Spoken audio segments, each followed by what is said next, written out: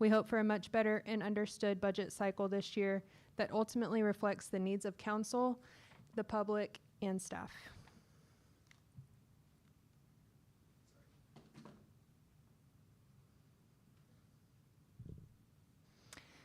This agenda outlines the sections that we will review today.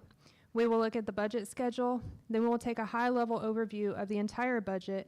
We'll look at fund reserves and available resources by fund, and then we will move from the overall budget picture into individual departments and funds so everyone can see how resources are allocated and why.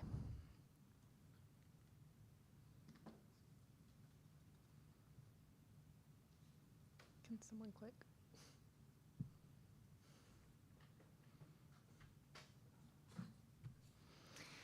This slide shows the budget adoption timeline. These milestones provide multiple opportunities for council and the public to review information, ask questions, and provide feedback before the final adoption. The highlighted date represents today. All other important dates to budget adoption are listed in chronological order. This shows that the fast approaching deadlines where the process will pick up momentum are, and we want to ensure that we have a budget prepared for you as early as we can to avoid any hiccups along the way. Going the wrong way. This slide highlights key changes in the proposed budget. Several funds and departments have been reorganized to improve transparency, accountability, and financial reporting. The highlights also take into assumption that all of these changes would be approved by council. Those changes being solid waste being moved to the water and sewer fund, which would then be renamed the utility fund. Code enforcement moved from the PD budget to the building budget, and the combined new department name being Community Development. The golf course being moved to an enterprise fund, signifying it as a business type activity that is supported by user fees. The EMS department moved to an enterprise fund, again signifying a business type activity supported by user fees. The old IT fund being reassigned and renamed to be used as the general fund contingency. Infrastructure and beautification initiatives were the driving force for available resources within this budget.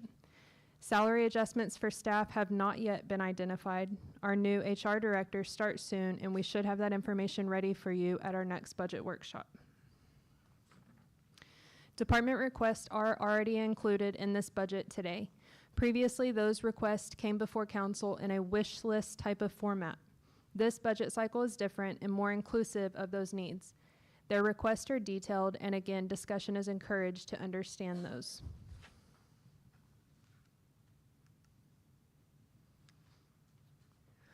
This slide highlights the total number of full-time requested new positions and their impact on the budget.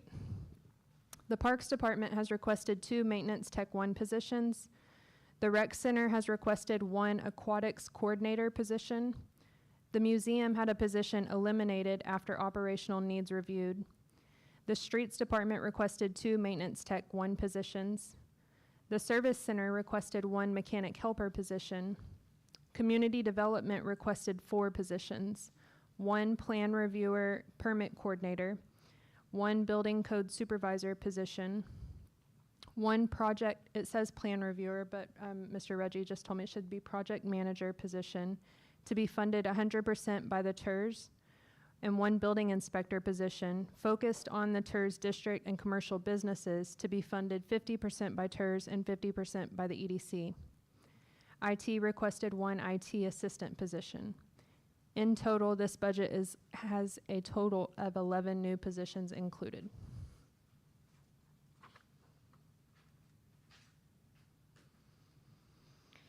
We are now looking at specific ways we used priority-based budgeting to build this budget. Our focus was on beautification and infrastructure, driven by the results of our community priorities survey conducted recently.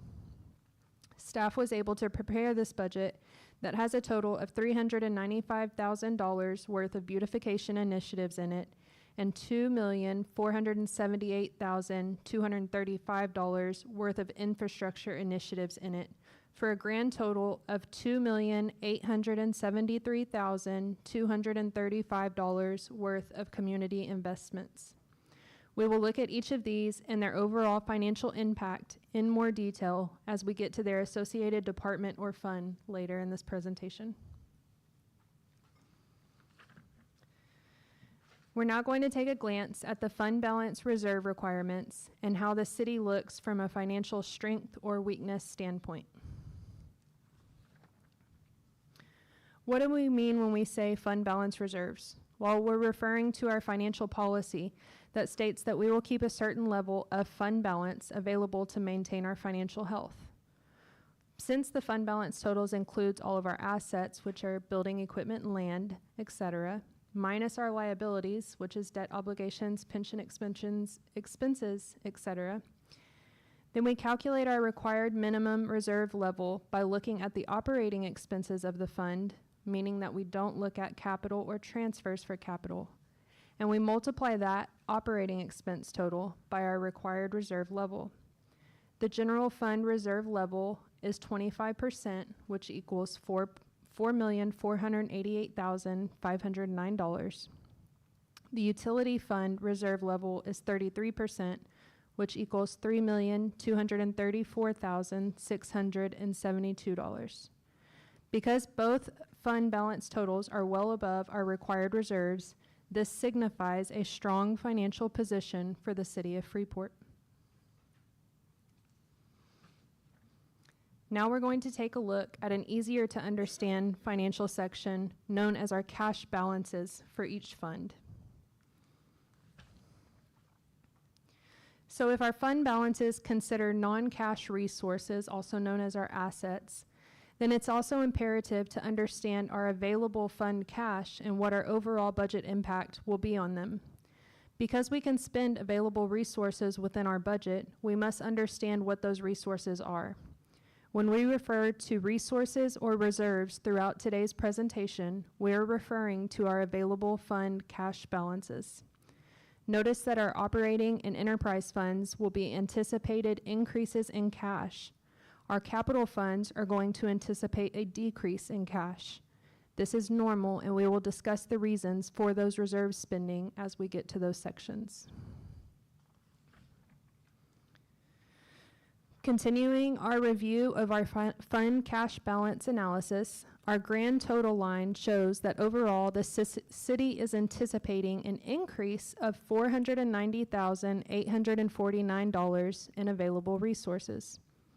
The green arrow graphic is serving council and the public an easy to understand visual of whether something has a positive budget impact, it'll be green, or a negative budget impact, that will be red. I hope these will be useful throughout the presentation. Let's move on. We've now discussed the overall financials for the city that are relevant to understand outside of the budget. Let's now transition over to the budget itself. I hope you're all ready.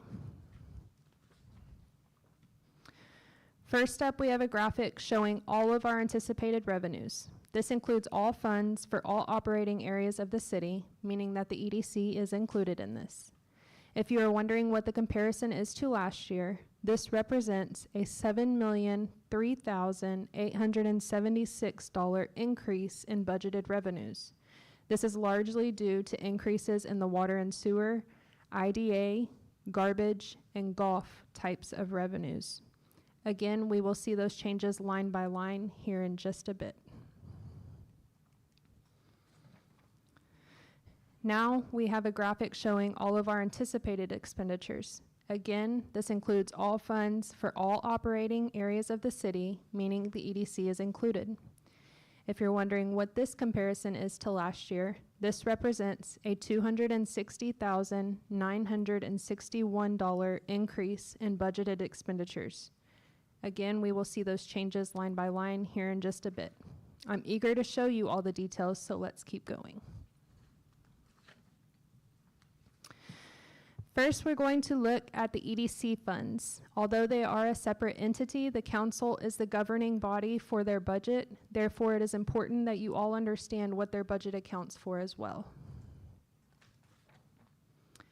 There are 3 different EDC funds with 3 different purposes. The first one we're going to look at is their operating fund budget.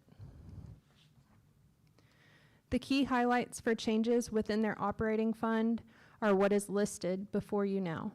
All of this is contingent on their board's approval prior to council approval.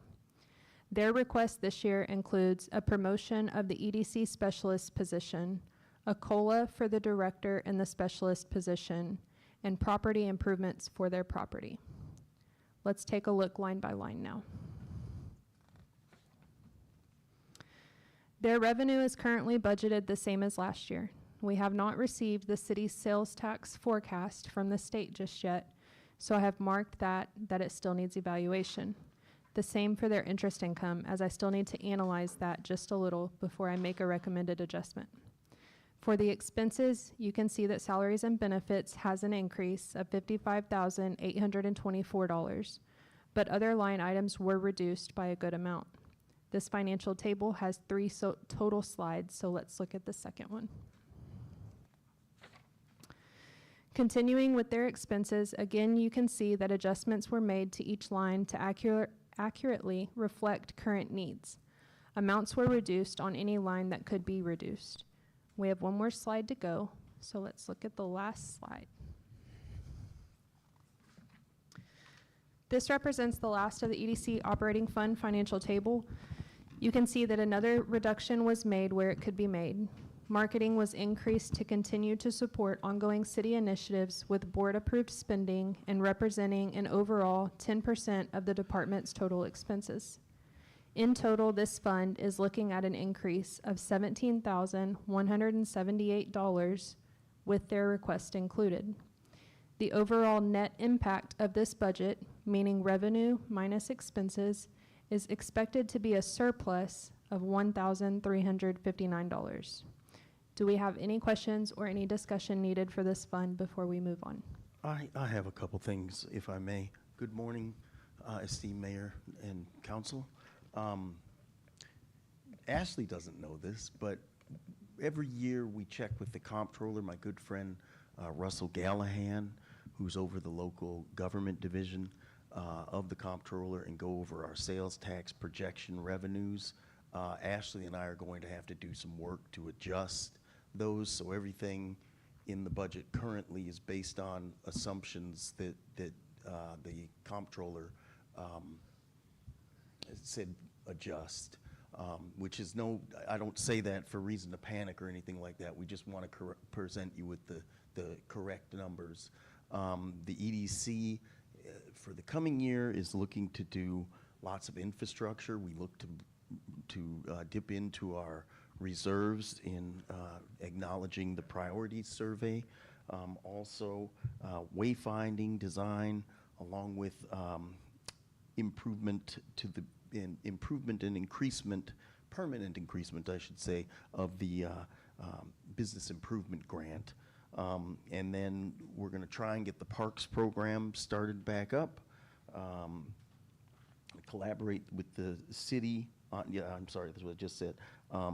Partner with retail strategies on retail development, and also continue our current industrial recruitment, and then strengthen business retention and expansion projects. But I think the real focus is infrastructure. That's not only we heard from the citizens, but we also heard from developers in general that, hey, our infrastructure is lacking and it really needs to be worked upon. And so I look forward to working with Dr. Kelly and the rest of the city, the council, on those things. Thank you, Robert. Thank you. Council, do you have any questions for Mr. Johnson or Ms. Hurst about the EDC's portion of the budget? And I apologize. Ashley's been on vacation, so I didn't get word to her about and so I know I'm kind of undercutting everything, and I apologize for that. And we're also aware that the numbers that we're looking at are not necessarily accurate at this point. I think council's aware of that. Any questions, ladies and gentlemen? Is your mic on, Mr. McDonald? On the EDC funding there, we're still funding it with that half-cent sales tax? Yes, sir. Yes, we are. And those are the numbers that I went over with the comptroller's office, and so that's what needs to be adjusted a little bit. So that's the amount of sales tax income y'all calculated this year? It hasn't been calculated for this year just yet. Okay. At this point, these numbers are a projection, I would say, Yep. be safe to say. All right. Anyone else? Thank you, Robert. Thank you. Proceed, Ms. Hurst. Okay. So now we're going to look at the EDC's Projects Fund. This fund's purpose is to support board-approved project initiatives that support the city's overall well-being and economic development improvement.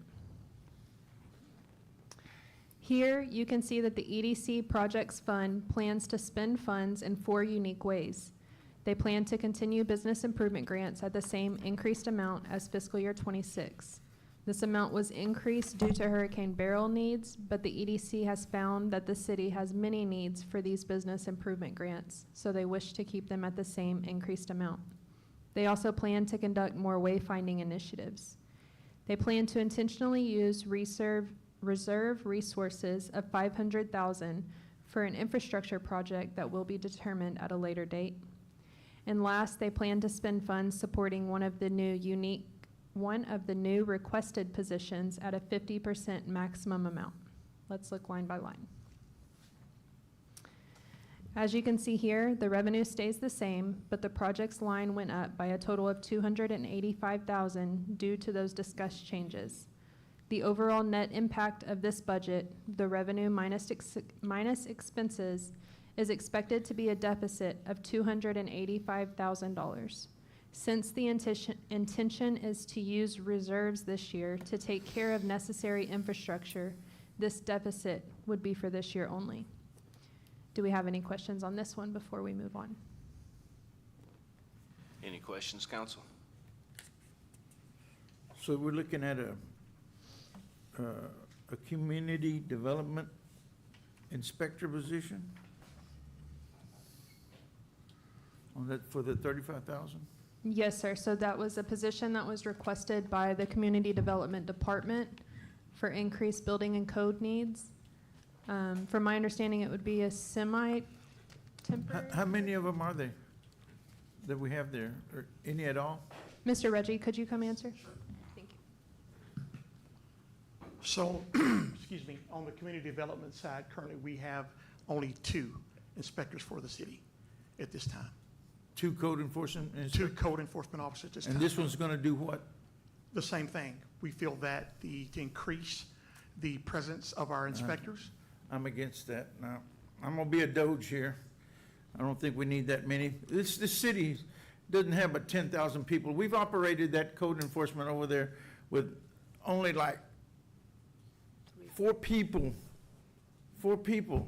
in the building official department. And we had 13,000, 200 or 300 people. We've got less than 10,000 now, and y'all want to increase that? So the response to that, sir, it's not about the people. It's about getting compliance within the city. It's about the way that our city looks, and we're trying to take our city to another level. Yeah, I know what it's all about. Yes, sir. But I'm gonna be totally against any kind of increase in the code enforcement department. We need to cut them back. I'm sorry. We need to get the infrastructure done on this deal. We can't even have a damn swimming pool operating. Our kids are, you're killing the kids, man, just doing this. Why don't you invest this type of stuff into the Parks Department, where we can have something for our children here in the area? Council member, if I could. So the code enforcement department is about high grass, high weeds. It's a life safety issue within the city. Where you have children playing and you have high grass, high weeds next to parks, it's about beautification, it's about infrastructure. All those things fall underneath code enforcement. Our code enforcement officers are the ones who are policing the street. They're addressing, again, dilapidated structures, high grass, high weeds, where children play. Yeah, well, I'm gonna tell you something. I've been here a long time, way before you ever thought about being. I know how it operates.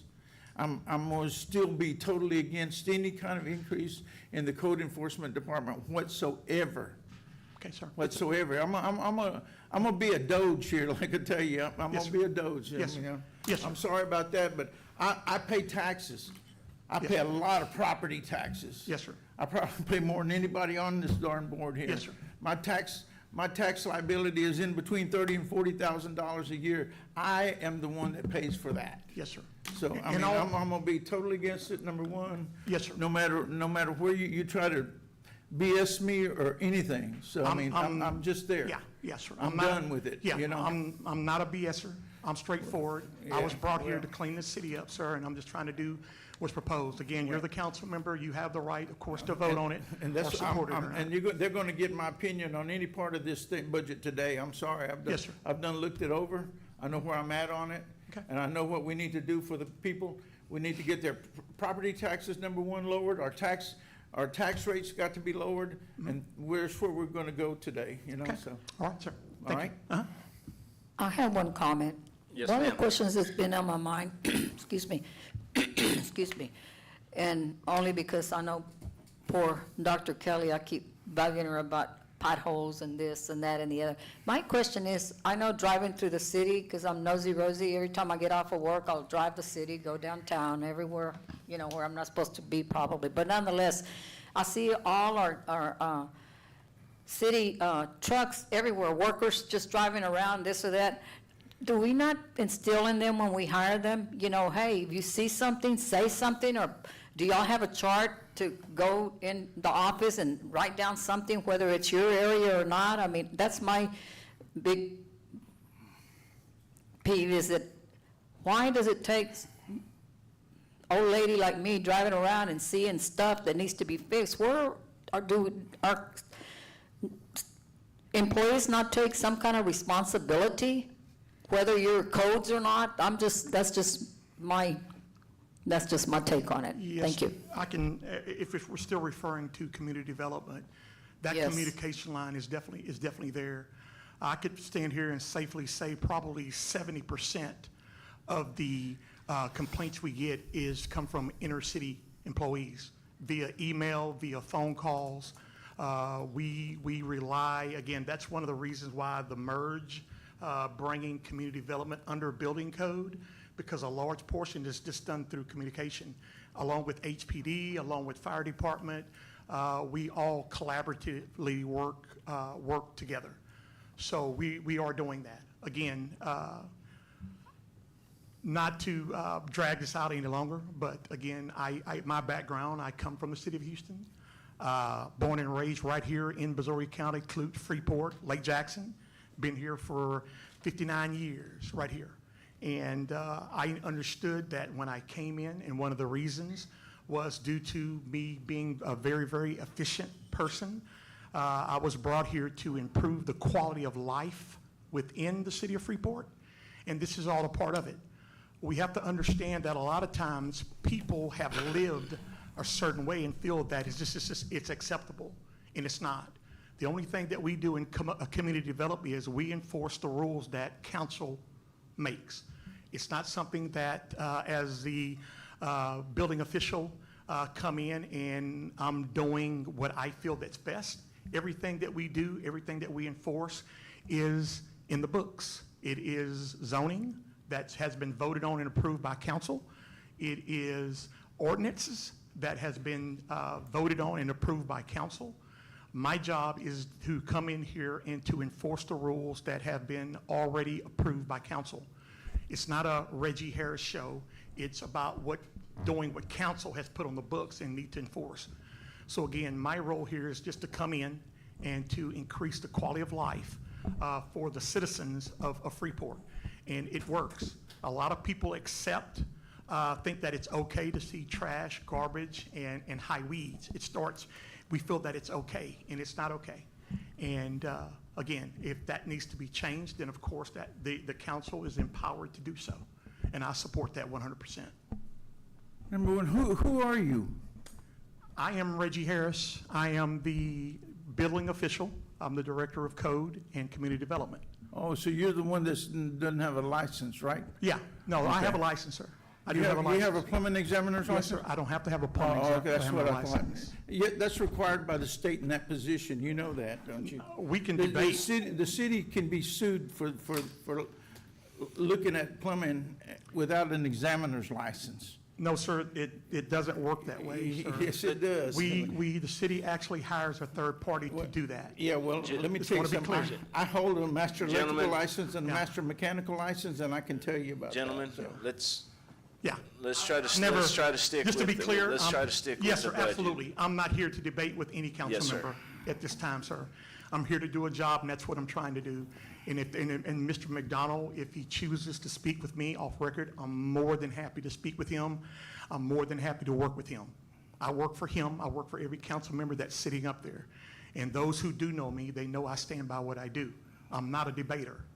If Mr. McDonald or whomever council member wants to speak with me off table, I'm more than happy to do that and work with you in any way. I'm just here to improve this city.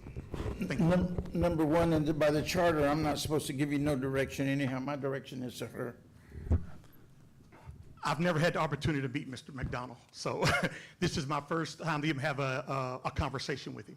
So again, if Mr. McDonald, if you would like to talk with me, I'll be more than happy to meet with you, sir, and to do what we have to do. And I don't think you've ever met me. So again, I yield to you. You're the council member, and I respect that 100%, sir. Yeah, well, that's fine, but I can't Okay. give you no direction anyhow or talk to you anyhow because of the city. My direction is to your boss. I respect that, sir. You're not, I mean, I'm not your boss or anything, so I Yes. can't tell you nothing. Yes, But sir. my direction will go to her. Yes, sir. All right. Mr. Mayor, may I interject one thing? Yes, sir. I just want to emphasize that from the EDC's perspective and from the TERS perspective, the board is still mulling these things over. They were just presented with them on Tuesday. They're gonna do the work, the good work that they do every year on our budget and bring the budget in. Councilman McDonald, I know there are folks that have the same concerns that you do as far as funding positions. I don't know what the ultimate decision would be or will be, but we will certainly, moving forward, take your concerns into consideration and mention that to both the TERS board and the EDC board. But I just want to emphasize very clearly that none of these things that we're talking about this morning have in any way, shape, or form been voted on. They've been presented as of Tuesday night. Now the board is mulling them over. Both boards are mulling them over. And who are you? I'm the Director of Economic Development. My name is Robert Johnson. Robert. What was the last name? Johnson? Johnson? Yes, sir.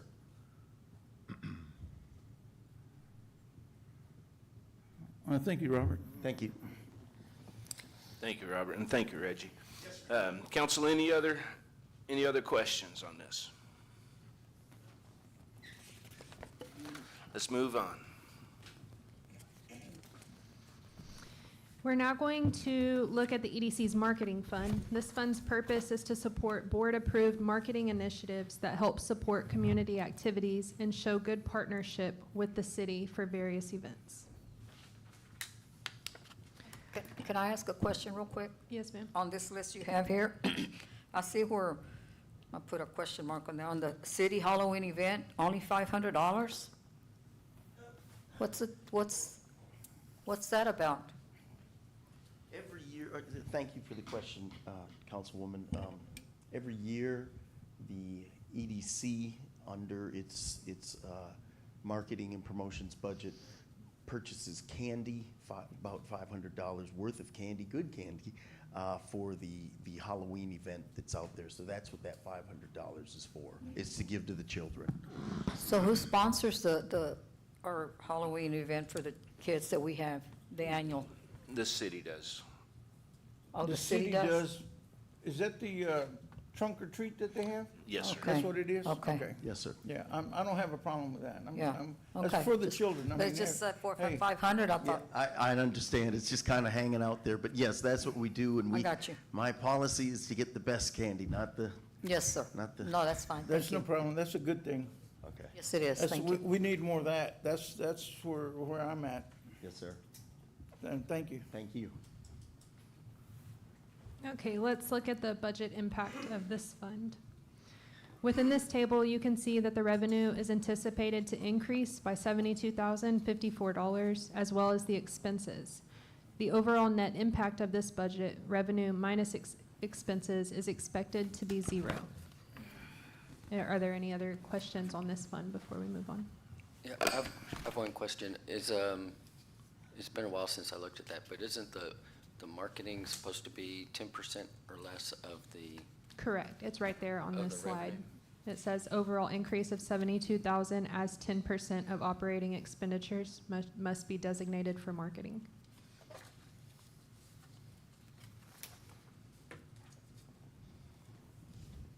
so what was the total revenues? You would be looking at the expenses.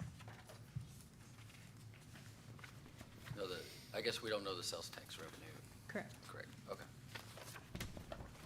So right now, expenses of the operating fund are 1.469, and we have budgeted 147,000, which is actually a little bit more than 10%.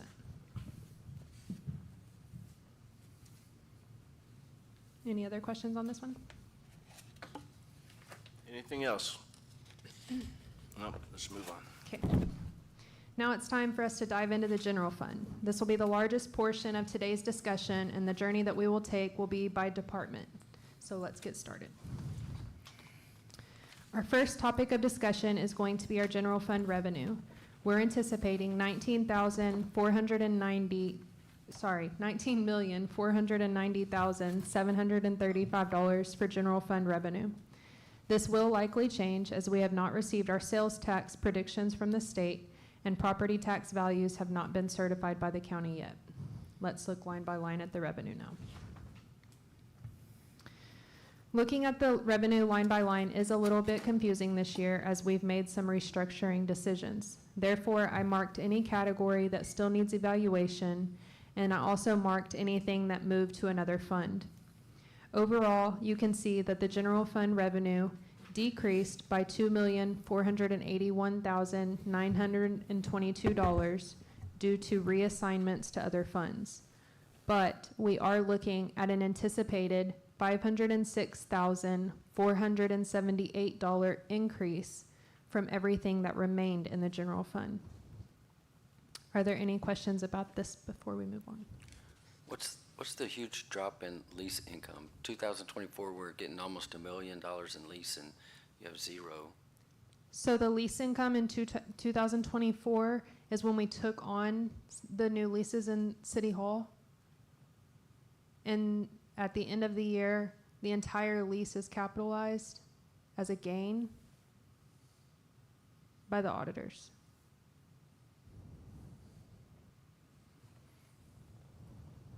So that revenue from, lease revenue from City Hall, like, I don't understand. Like leases where we leased out office space? For when we're downtown? Yes, and over here. Okay. So are those the only lease income that we have? That's all that we did have. We have none now. Okay. Because I know that Laura said that there's several leases we have around town for city property, for private property owners, that we need to go back and look and update, and there may be revenue coming from those that they just haven't been paying, so. She was still looking into it. Until I have something that I can, is a reasonable expectation, I can't put it in the budget. Okay. Any other questions? Okay, let's move on. We've spoke about revenues, and now we're going to focus our next chunk of time towards the expenditures. The city budget currently anticipates expenditure allocations of $19,344,516. Comparing this year to last year, there's a decrease of $1,580,382 due to reassignments to other funds. What do these categories help us understand when we look at them? Well, they help us understand how the money is being spent and if we are overspending in any category. The GFOA best practices encourages finance to routinely review these at a categorical level to ensure proper general fund allocation profiles. Recommendations being personnel cost of 60 to 75%. The city's currently on the low end at 65%. Contractual or services being 10 to 25%, the city's at 19%, so we're good. Other operating costs between 3 and 10%, we're at the low end at 3%. Supplies 1 to 5%, the city's right in the middle at 3%. And capital outlay 1 to 10%, we're right on target at 9%. Overall, spending is within acceptable range in each category.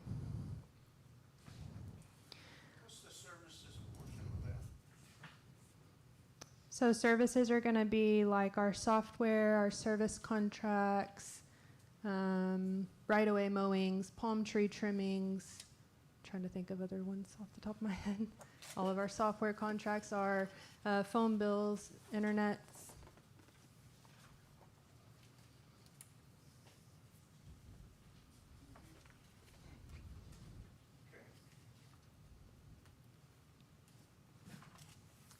Okay, so seeing the same amount of expenses broken down by departments. Let's break this down a little bit further for understanding. Typical amounts spent by departments with cities of our size are as follows. A PD, 25 to 40%. We're at 34. Fire and EMS, 15 to 30. The city's right on target at 11 with the additional amount included in the fund transfers out for that EMS fund. The streets and service center, 5 to 15%, we're at 10. Parks and recreation, 3 to 15%, we're at 13. General administration, 10 to 20, the city's at 15. Community development, 2 to 8%, we're at 5%. Municipal court, 1 to 3%, we're right in the middle at 2. Transfers and other, 0 to 10%, and we're at 9%. Overall, the budget is structurally sound and departmental expenditures are within reasonable target ranges. The overall net impact of this budget, revenue minus expenses, is expected to be a surplus of $146,219. Are there any questions on this one before we dive into the details?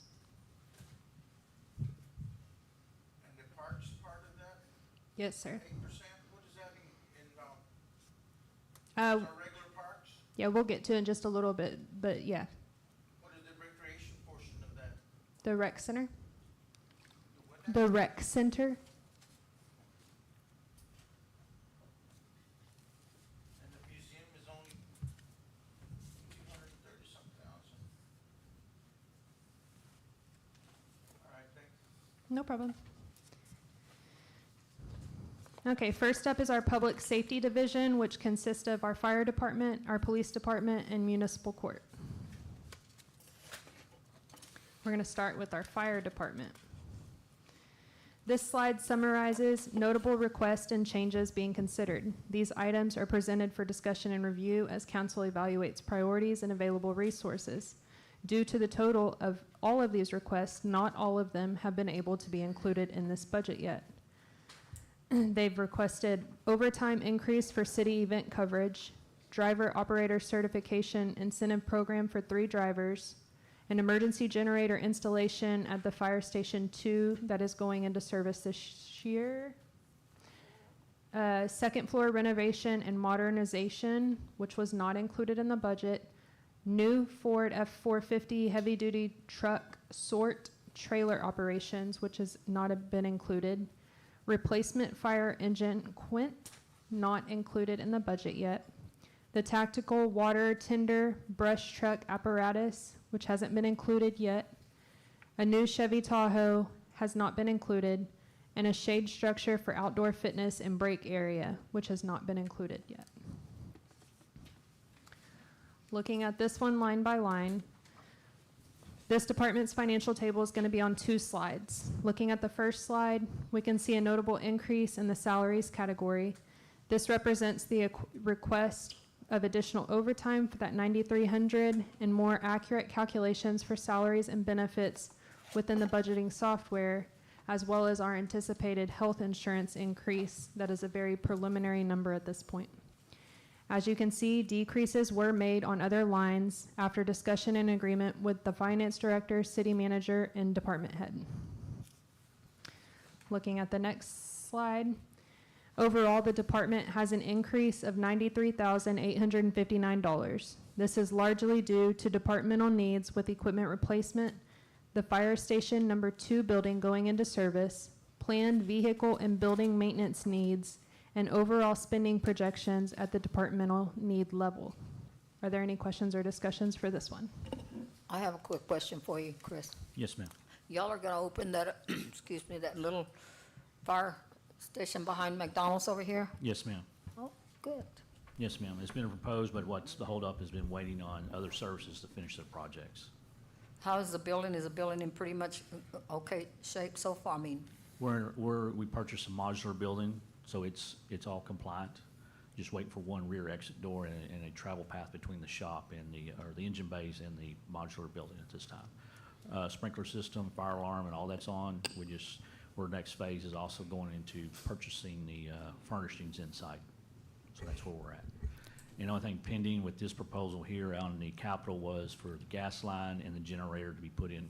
Generator's there on site, just waiting for CenterPoint to finish their part and then load test the system and make sure we're all good and compliant to move forward, so. that's great. I'm all for using whatever, buildings that the city, has, instead of letting them sit there and rot, if we can use them and utilize them, I'm all for that. That's great. Now, the old fire station, I believe that's probably what you're talking more about. That is utilized, the engine bays, because they're only 10 foot tall and trucks are no longer smaller than 10 feet. We're close to 12, 13 feet on an engine. What we house in there are health pod. Remember during H1N1, period, things like that, mass vaccination, that's what that's prepared for, or just like COVID-19, it assisted in that. It's a trailer that has the supplies for that particular event. Our fire prevention truck's in there, and our cash for other health events are stored in there in climate control as well. Yeah, the one behind McDonald's over here where Riverside. Yes, it's that's- still in use inside, everything's, it got a new roof off a barrel, air conditioning's running. It's storing those products or supplies that we may need on contingency that a significant event happens, we can bring them to the public and initiate a program. Thank you. Chris, that station still has the old electrical relay system in it? Or did it ever get upgraded? I upgraded with the transfer switch and then a new outside disconnect that ran back into the central part there beside the kitchen area. You're talking about on the service end of it, Yes, right? yes. But on the inside of that building, does it still have that old relay system where they control the lighting and stuff No. in it? That's pretty much obsolete, or try to find somebody who knows how What it was it? works is a hard thing today. Yeah, it's been outdated for Right. 30 or 40 years now. Don't And have you're looking at putting a generator system in there? No, I had a mitigation grant for that station, for that building, and put a generator in. I moved that one to the new site. That's 1203 North Gulf. 1221 is the one we will be moving into on Gulf Boulevard. So it needs it. I can release a door lever to open it up if we had to get supplies out. So we're still efficient on that part. What happened to the old system that was sitting behind the fire department when they changed it out over there? They demoed it or got it out of the way? That old generator that was sitting there? It's single phase, 60 watt, not 60 watts, kilowatts. It's not effective for today. So it's inoperable? Yes. Yeah. It got to that point. One of the things I stepped up here as well, I just want to deliver to you. You hear two different budgets, but I need to address Freeport Fire and EMS. You're going to hear some people in the public or some conversation, we're Freeport Fire, we're Freeport EMS, we're one department with two missions. So I want to deliver that and keep that in mind, that when you're looking at our department, we're Freeport Fire and EMS, and we provide those two major services to our community. So I just want to put that out there, because in the last 6 months to a year, I've been addressing that comment that's been coming up. We're not separate forces, we're all one force under Freeport Fire and EMS. Yeah. So I just want to bring that up to you. Also want to point out to you, last year, in this fund on the fire side, we only did barely a 2.9% increase.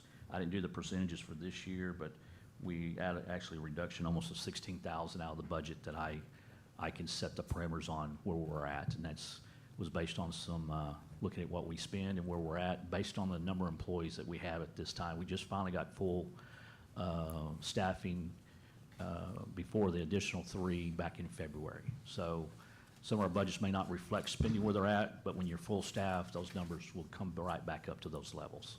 So, Yeah, I'm not worried about that. Okay. That's, we need the fire and the EMS both. I mean, we need to get y'all whatever y'all need there. And I mean, I was just wondering about that old system and stuff in there. okay. Are y'all actually utilizing the old firehouse over here?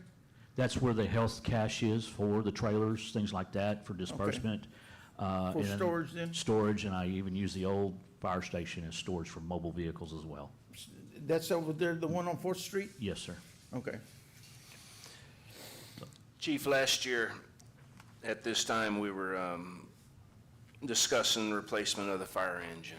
Yes, sir. And we had discussed potentially checking with surrounding industry to see if they would be willing to assist. Are we still leaning that way, thinking that way? I believe the last conversation we had is I need support or show support from the city, what they're going to fund to assist in that conversation.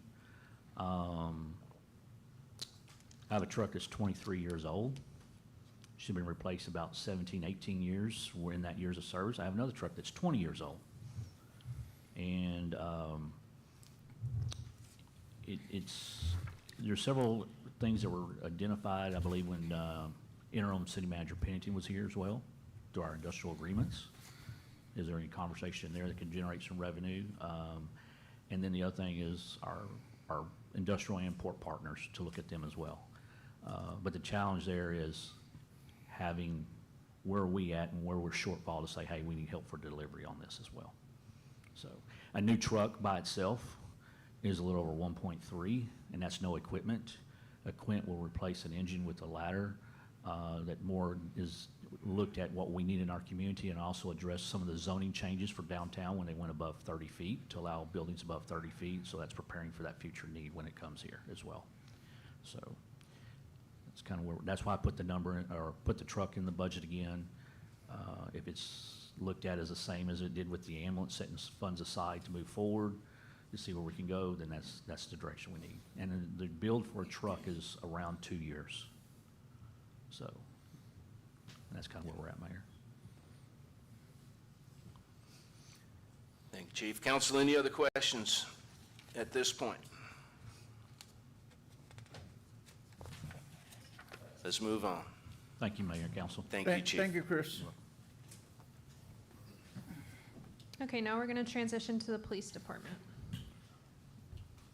The notable proposed changes for the department with new requests are listed before you now.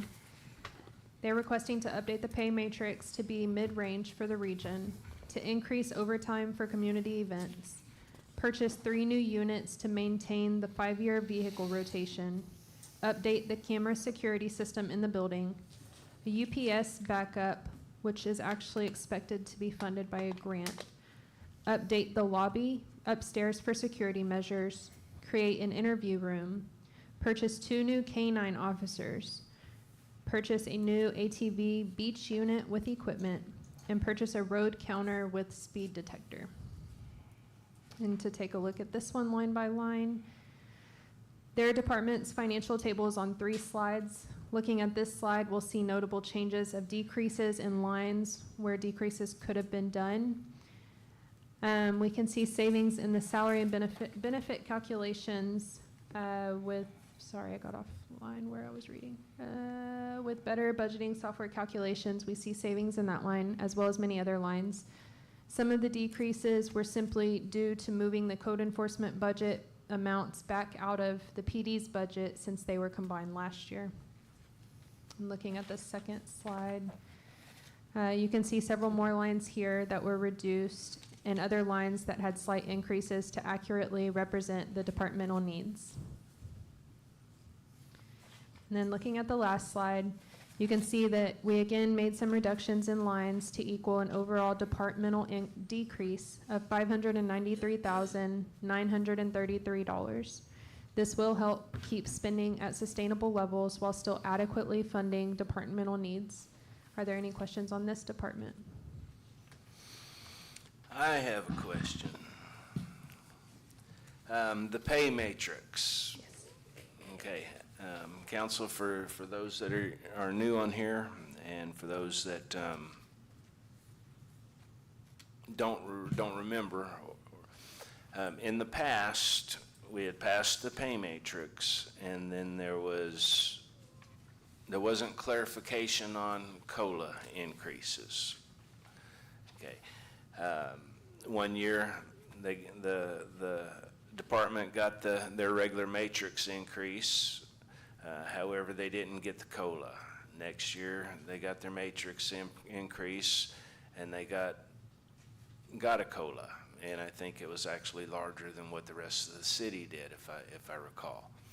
And we've had extensive conversation about this, about is the COLA expected or is it not expected with the matrix? And I want to get that clarification up front. So if you recall, Mayor, one of the things that council had asked last year was for the PD to redo the matrix. Once we had shown y'all the matrix and the different steps that were associated with that. And so as a part of the packet that I emailed to y'all and then also provided to y'all there in the paper, that has what the previous matrix was and then what the new proposed matrix is. And so with the new proposed matrix, there would not be step increases every year. They would receive larger increases, but it's over, like for a police officer, it's ever so many years. For sergeant, it becomes a little less, lieutenant a little less, and captain a little less. And then same process done for this for the non-sworn positions as well. And so with that, part of that would be as we do receive COLAs each year, for those COLAs to be applied to the matrix, which is industry standard, so that way you don't find yourself falling behind on what your salaries are. Okay, so the COLA would actually be applied towards the matrix, which kind of makes sense. And it's same thing with any other positions in the city where we have a starting, salary and ending salary range. When there's a COLA, that COLA should be applied to the starting salary and ending salary for any position. I'm all for being fair. I just want to have the conversation up front as opposed to on the back end. Right. You know, the last thing we want is the department to have different ideas as to the way it should be Right. than what we have. So I want to make sure that we're all on board on this. Council, any other questions for Chief? I'm going to say something here. When I was mayor here, we funded the police department because the police department, it's hard to retain. You folks don't know this, but I mean, it's very, very hard to retain any police officers with any of the experience and the knowledge that the older officers have. And as y'all seen in the papers and on Facebook and everything nowadays with the sheriff department, we need those older officers there to train the new and up and coming officers. And I'm all for getting this salary deal done to put them in the right range. I've backed the police department fully all the time, and the fire department. Those are emergency people that we need to have on hand. I would just want to ask you one question. Yes, sir. Maybe you can answer it, maybe you can't. How much does the security cost to come into this building during our city council meetings? So it depends on the individual, of course. Depends on if it's something where they're on duty, or depends on if it's extra time. If it's an overtime situation, it could range anywhere from $40 to $50 an hour. If they take comp time for it, or if they flex time it, they take comp time. So if they work a 3-hour meeting, they'd receive 4.5 hours to take off at a later date. Okay, so we've had council meetings, one lasted till 11:30 from 6, and there were I counted 6 officers in here. 6 officers. Now, some of those also might be that are currently on duty. Well, And so they're still here. I can go into that too. They're still here. We've And never, you're- we've never assigned that many. Yeah, and we're looking at just a basic minimum, $40 an hour. 6, $240 each hour, times from 6 o'clock to 11:30. That's like, every time that they're here, it costs us $1,200 a meeting just to last till 11:30. So if you notice, I've made changes in the security measures. Oh, no, and you don't know how I voiced my opinion about it. Oh, I was I'm not scared of nothing, or nobody, that's just me. right. Don't take it nowhere else. No, but I no, mean, absolutely. I've been my size for a long time, and I'm not scared. I mean, it just, the amount of money that has been leaking out of here, it's unreal. Yes, I sir. mean, and the more I look, the more it's been going, and I am very passionate about taking care of the taxpayers. Yes, sir. I'm very passionate about that, but I mean, I thank you and I thank Chris, because I know that y'all are the front lines, y'all are sitting there for us, so I mean, anything I can do for you guys, I mean, I'm gonna take care of y'all, so. Well, we appreciate, we have some And, amazing groups. I just know when there's money being splurged out there, for council meetings that we don't really need. I sit in this chair for 4 years, and I never one time have had a police officer that I needed to take care of any kind of a problem, so. Right. I was just glad that we kind of facilitated that and got that out of the way, so. Yes, sir. Anyhow, I appreciate you, and thank you so much for No, what yes, you sir. do. Thank you, Mr. McDonald. Council, any other questions or comments, Chief, at this point?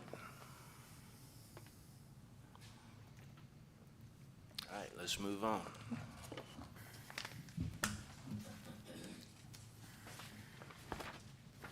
Okay, we'll take a quick look at the municipal court department, which I'm over. The only changes that were made to this department were updates to reflect actuals. Whoops, I never changed the slide, sorry. So you can see that there were just a few increases, the biggest ones being collection agency fees, reflect increased cost of those services. The software contract fees increased to better reflect expected amounts, as well as the addition of the kiosk that's in the lobby that the court does share a portion of expenses for. Overall, the department has an anticipated increase of $41,010. If there's any questions, I can answer those, or we can move on. Let's move on. Moving on. Parks and Rec Division is next up, and that's going to consist of the Parks and Beautification Department, the Rec Center, the library, the museum, and the Senior Citizens Commission Department. So we'll look at Parks and Beautification first. This department made the requests that are before you now, which included 2 Maintenance Tech 1 positions. We created a board request line item, and they requested 2 work trucks to replace 17-year-old fleet. Looking at the first of 2 slides for the department, you can see some slight increases due to those new positions that were requested, and other lines were adjusted to reflect needs after discussions with the city manager, finance director, and department head. A notable large decrease in this amount in this department is in the service contracts line, and that is because we moved the right-of-way mowing contract over to the street department where it should have been. Additionally, you can see that that new line was created for board request that will help fund items specifically requested by the beautification board. We believe that that is reflective of recent council discussions and overall priority-based budgeting initiatives. Overall, the department anticipates an increase of $241,663. And if there's any questions now, we can try to answer that one before we move on. The $88,490 for replacement of 2 trucks. I'm all for replacing 17-year-old vehicles, but do we honestly think we can get 2 trucks for $88,000? Yes, I And already what kind of received. what kind of trucks are we looking at here? We are looking at the 2026 Chevrolet pickups, 4x2s, crew cabs, work truck. Just a basic Just basic work truck. We'll have the headache rack, 4 corner strobes, just basic work truck. The price of vehicles these days, $44,000 a truck. I'm surprised if it has air conditioner in it. I paid a lot more for mine. He did send a formal quote over to me for these trucks. It ended up being like 40, They're like 40, 44 and some 41, change. Yeah. 41, 420, something like that, total. Cool. Well, if we can get them for 40 apiece, I'm okay with that. I'm shocked though. I was very Chief. surprised with the 4x2 part of it, because we got F-150s 3 years ago for 44, and they're V6 2x2 or 2-wheel drive. So the 4x2 will help out a lot. You actually have a vehicle that's 17 years old, I've got several. that are Okay. 17 years old? I've got 17 out of 24 vehicles in the Parks Department that are 17 to 21 years old. I've got a 2003 Wow. that is our spray truck for mosquitoes. How many thousand miles you have on them? A lot. Dad, I ran a service business for years, and I kept my vehicles up, but I mean, that's a lot of miles on a vehicle, you know, like that, and I mean, to have them that long, a lot of people don't use them, and it's a miracle the city's had them that long. You know, I've got, normally they rotate them out by now. I mean, that's astonishing that you have that kind of, that year model vehicle, and still using it. It's still being utilized today? Yes. Wow. It's costing us in repairs, but yes. Well, somebody's doing a good job maintenance it is all I got to say, because normally they won't last that long, not unless it's very well maintained. Chief Motley, you had your hand up. Did you want to add something to the conversation? Was this quote for a half ton or a three-quarter ton? That's fine. They're half tons. For those that are listening in cyberspace, Chief Motley asked if the quote was for half tons or three-quarter tons, They're the Pickups. 1500s. and they are the half tons. Yes, They're half-ton? yes, Is it a four-wheel drive? yes. Four-wheel Yes? drive, yes, Okay. sir. That's what you're gonna need. I'm okay with that, the trucks. What's the, that, board request for 50 grand? Yes, sir. So at, I believe it was actually the very last meeting or last council meeting, Councilman Davis had an issue with, the board not being able to or they didn't have a designated budget where they could put in a request. You're talking about the Parks and the- Planning Board? I mean, the Parks Yes. Board? The beautification board, yes, sir. Oh, so that's to fund them? Yes, sir. I'm So- good with that. so they Maybe can make a get- request. Is any of this in the swimming pool area yet? No, sir. Okay. I'm good. I got a question. I know I'm late, I had to get me something to eat. You said you need only 2 maintenance techs? Just for the, Just 2? Seems like y'all are shorthanded every time. I've got two Back for when I was the, just a citizen, when I used to call, y'all were always shorthanded. Y'all were shorthanded, y'all were shorthanded. So you only need 2? I've got 2 for parks, I put in 2 for streets and drainage, 1 for rec, 1 for a mechanic helper. So- So it's gonna be for the Public Works Department, a total of 6. 6, okay. Now, the mechanic assistant, do you have a mechanic already? Yes, we have a mechanic. So this, Hey, the go ahead. system would be like to change oil or just the little Yes. minor stuff and stuff like that? Yes, just to keep all of our regular maintenance. Certified ASE? Our mechanic, Yeah. I am not too sure about his certifications. I can find out, though. All right. Is that a requirement for the city? Please find out for me. I need to know if that's true or not. That's a good I question. will. I'll find out. We need to fund somebody that's kind of certified on these newer vehicles anyhow. Yes. If not, they can't repair them. I mean, they're just blowing smoke, so. I don't know. The 17 to 20-year-old vehicles, we need someone that. Well, there you go. I mean, 17-year-old vehicle, but, well, that's still, even that old nowadays is electronic. So, I mean, you know, without ASE, we're just blowing smoke. All you can do is oil change and tire changes and stuff, so. Yes. All your other equipment what- that you, go ahead, go ahead. What was your name? John Perez. John Perez. Thank you, John. So all your other equipment that you have that you use for, doing what we need to do here in the city, everything's operable? Still have broke No. down? No, I'm You still. broke, you broke down? No, just kidding. Oh, man. You wanna talk- Just kidding. The street sweeper is no longer in service? Because I've never seen it in a while. Just In- curious. That one we're having issues with because it's obsolete, and they're not making parts for it. So we're scrounging parts right now, waiting on a joystick to come in. We just had the rear end done on it, which cost us like 16 grand, and it's back down, so Y'all thought about, we've got quotes coming in for it, for a new sweeper.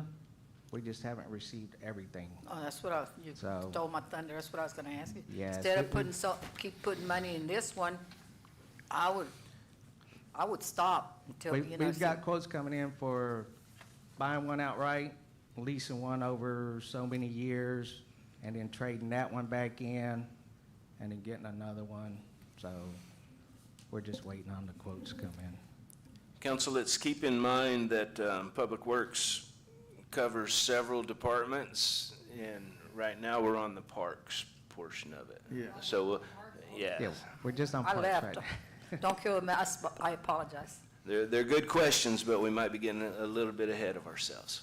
So just real quick to answer Councilwoman Morales' question, we do have one quote in so far for $239,715 for a street sweeper. Let's get it right now. I'm sorry I got off track.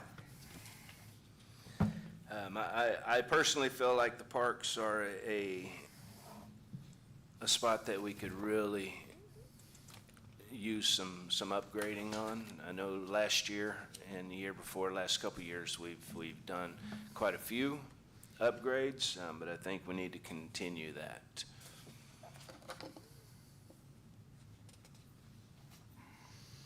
Council, anything else?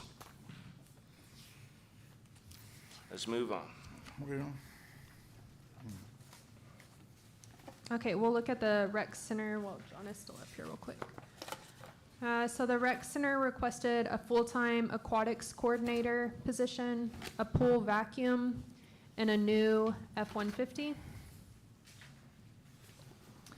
Looking at this one, line by line, you can see that some adjustments were made where they could be. The particular notable change is their special events amount moved. Special events is now represented in its own city fund, which is separate for better tracking purposes. Then looking at the second slide, you can see some other adjustments that were made after city manager, finance director, and department heads met. Overall, the department has an anticipated increase of $29,488. I just want to point out that contract labor was increased $19,000 so that we can offer more classes at the rec center. That's a Yes, win. sorry. Council, any questions or comments on the rec center? I'm curious, I saw here one of the items that, a new let me look, make sure I'm on the right track. F-150 truck, what do you need that for? I mean, why do they need why do they need a vehicle? To pick up supplies, so they'll Do have we, to go. do we have a vehicle now available? They're using what is it, a 2011 Expedition that we actually got from fire department years ago, but we need more cargo space. They move decorations for the Halloween event. They pick up supplies as far as from Leslie's Pools, chlorine, items of that nature. Driving back and forth to City Hall for meetings, just that general. So, here we go again. Also, too, the under chassis is really bad condition, rust, things like that, things you're not visibly seeing as well. They're using that they have currently in the. Yes, it actually went over there to fill in for an old Ford Ranger that they used to use. So, Got you. these pool products need to be carried outside the cab of a vehicle, not interior, things like that. So they're needing that capacity, or they're borrowing another truck from another department to get things done. Thank you. So, we got a $10,000 vacuum here also? Yes, sir, it's included in the budget, yes, sir. For what? I assume it's a pool vac. yeah, that's to clean up. Pool's not in use. Well, Once repairs get done, that's an item we'll need When do to y'all expect to maintain. get that done, this summer? We're hoping soon. Huh? We're hoping very soon. Soon. Give me a date soon. I- Soon could be December. About 6 weeks. It's About gonna- 6 weeks? It's going to take. Oh, good. Summer's gonna be half over. But this Well, Summer'll be budget, half over. budget starts October 1st, so it will be Yeah, for well, we cleaning can- the pool throughout the winter and for I know going that we forward. can make a budget amendment. It should have been done. It should have been handled. I'm sorry, John, but I mean, this is how I feel about this. I'm very passionate about this. I'm very passionate about taking care of our children. I'm very passionate about our Parks Department. I want that all fixed. You know, I listen to these guys up here, and all I hear is sportsplex. You know, we can't even take care of our damn Parks Department, much less a sportsplex. I'm sorry, but that's the way I feel about it. I'm gonna be a Doge here, and that's it, so. Yeah, We can make so many improvements in our parks that we already have, but we're looking for 10 acres or whatever, so. Yeah, the swimming pool has been neglected over the years, that, and it's time for the maintenance that it's But the going neg- through right now. The neglection and the maintenance should have been done on the time when it's down, not in the middle of the summer when the children can utilize it. I mean, everything here seems like it's going backwards. I mean, where have y'all been? I mean, No, the city manager needs some direction somewhere from somebody of getting this stuff done. I agree with you that it's a shame that we cannot use the swimming pool right now, but Well, I mean, I know So- where y'all have been. some- Y'all some- have been some sitting there of- arguing and stuff. you some know, of it is- With people going back and forth and recalls and all kind of Yeah, other so- crap. so- We some need to of it- handle business. yeah, some of it is out of our hands. Well, I don't know about the vacuum. I mean, it's not but 10 grand, but still it's, you don't have a pool to vacuum, so what the hell for? The good news is if we put it in the budget, we'll have it for next year whenever the pool be open for the full season. Okay, well, whatever you say, it's totally ridiculous in my book, just. Any other questions or comments about the rec center? All right, let's jump to, Hey, John, they're not using their own vehicle ever, are they? Sometimes they do. At the rec center? Sometimes when they don't have one. So that expedition, we had to, I think, repair it twice over the last 3 months. So she has to use her personal vehicle sometimes. We've lent them one of our ARC trucks that pull heavy equipment because it's the only vehicle I had at the moment. So that's what she's using now. Well, that's not good. No, Are they reimbursed at any kind of way? not that I'm aware of. If they submit for mileage, yes, they can be reimbursed. They're reimbursed? They can be if she submits for mileage. Do you know, Ashley, if she has ever submitted an expense report? Lily? No, sorry, I can't see you. Just out of curiosity, not that it's any of my business, but how much do we pay for mileage? We pay the IRS standard rate for mileage. I think right now it's .725. Okay. Yes. It changes every January 1st.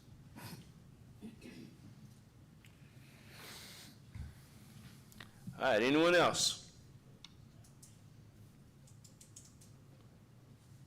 Let's move on. Okay. We're going to jump to the library, which will be quick and easy to discuss. So overall, we just decreased this by a very small portion based on actuals. This was after discussion with city manager, department head, and myself. And so I don't know if anyone has questions on that. Overall, a small decrease of $3,964. I have a quick question. Is everything in the library working like it should be, whether it's the restrooms and everything else? Has anybody gone in there and done an assessment? I'm just curious, or a walkthrough? I don't know.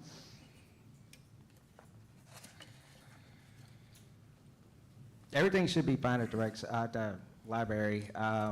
We had one AC unit gone down, but it's since been repaired.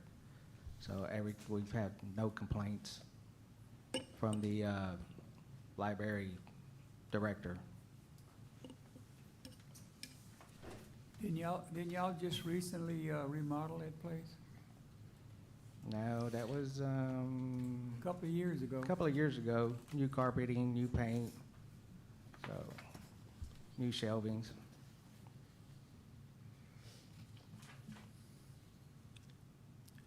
That's it.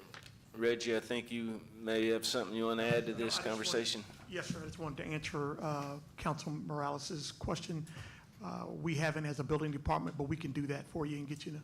Yeah, I'd like that, because since we have, you know, children going in there and this and that and the other, I just want to make sure there's no liability as far as any mold, mildew, or anything. I don't know. I haven't gone through there. I don't know, but I'm just curious, just the We time. can do a full occupancy inspection. and get That you would the be report. great. Yes, ma'am. Thank you.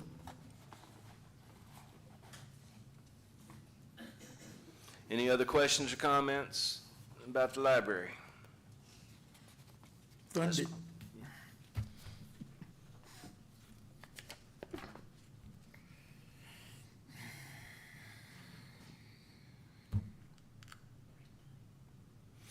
All right, let's move on. Okay, going to look at the museum department.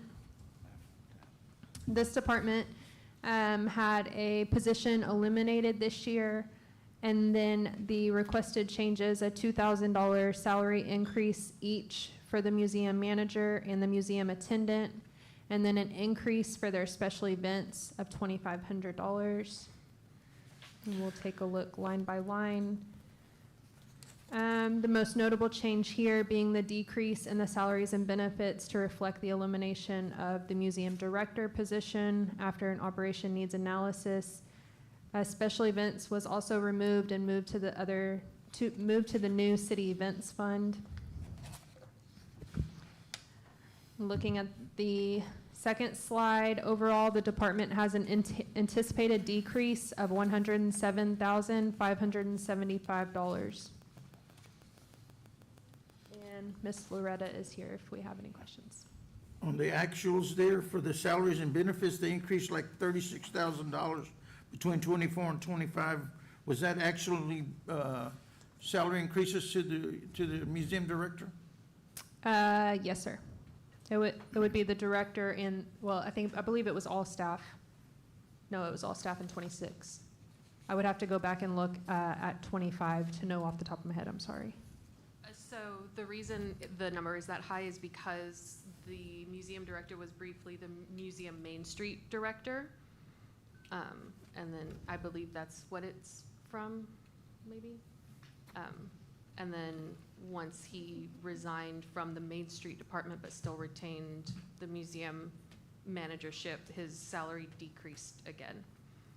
So why didn't we keep it the way it was? Why did we have to go and hire a Main Street director and then you still have our museum? Why didn't we keep it together? I mean, why?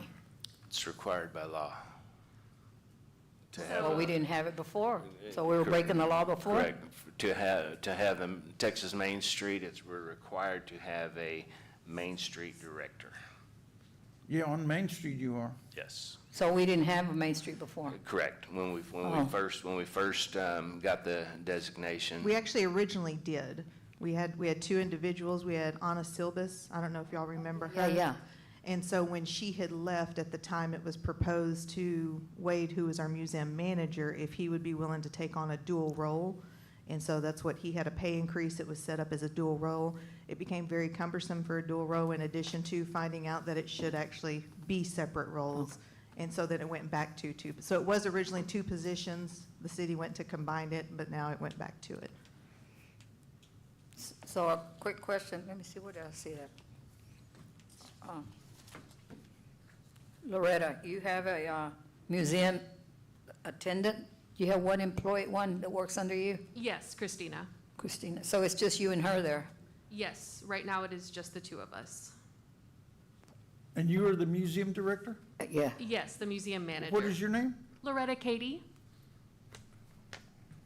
She We have always your dre- yearbook. By the way, she always dresses this way. No, just kidding.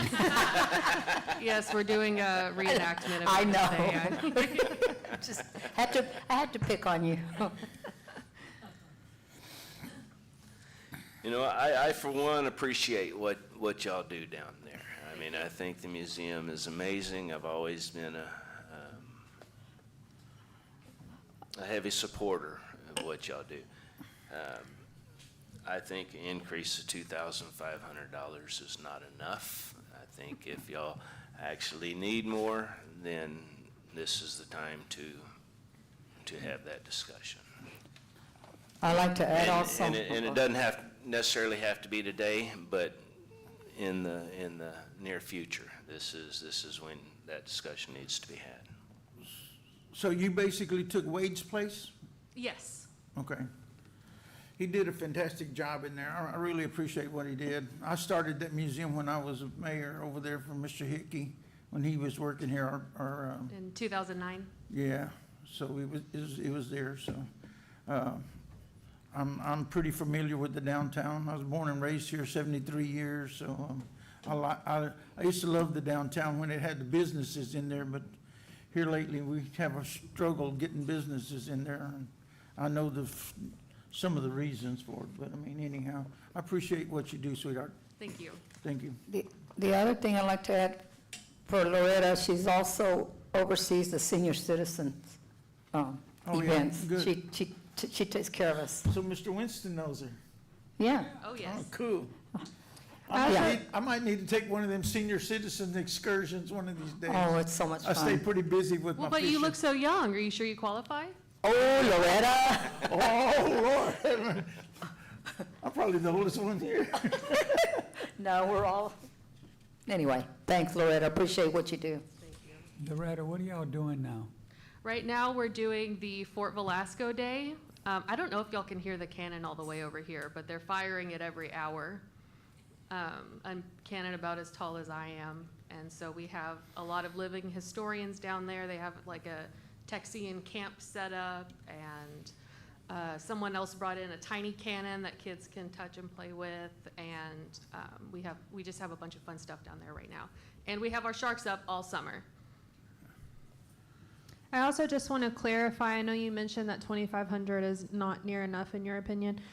So that is specific for their events they do, like the Halloween events and stuff. Their actual museum exhibits, we increased 4,000, so they have 20,000 in that one. Yes, I will also say, my priority for this coming year is building maintenance, which Ashley kindly granted me another 5,000 in building maintenance. Yesterday, 2 of our 6 HVACs stopped working, so our lovely maintenance team is on that right now. But that's my priority going into this year is special events. I'd love to have more special events funding, and I do intend to seek sponsorships for that. But my main priority is going to be building repairs. Reggie, that's another place I'd like for you to go in there and look and see what all they need. I've been giving Reggie heartburn about Oh, our. no, I'm serious. I like a report as far as what you find there, because I know I've walked through there with Loretta, and I saw some stuff. I didn't say anything to you, Loretta, but, you know, I actually kept my mouth shut. But I would like for you to go in there and just look and give us something. Let us know what we need to do to keep it, like Larry says, I like to keep that going for the kids, you know, and that's very dear. And I'm here all my life too, dear to my heart, and I appreciate Larry pushing that when he did Yeah, back in absolutely. '09. We can do that, yes. Thank you. I also want to add that for certain departments that do interact with the community a lot, such as the museum and Main Street, we have set a target of 10% for fundraising. We have such a robust industrial development around us that they should be contributing to the city. And I understand why they stepped away in the past, but we're under a new management. We have a new council. I think we should start engaging industry again. I think that's an excellent Dow- idea. I Dow- agree. Dow will come on board real quick, like, all you need to do is reach out to them. I mean, they reached out to me, but I had a mission when I was here, so. I can reach out to them. I know them. Well, of course, I've only been out there 47 years, so who the heck do I not know? But I'll reach out to Dal. Yeah.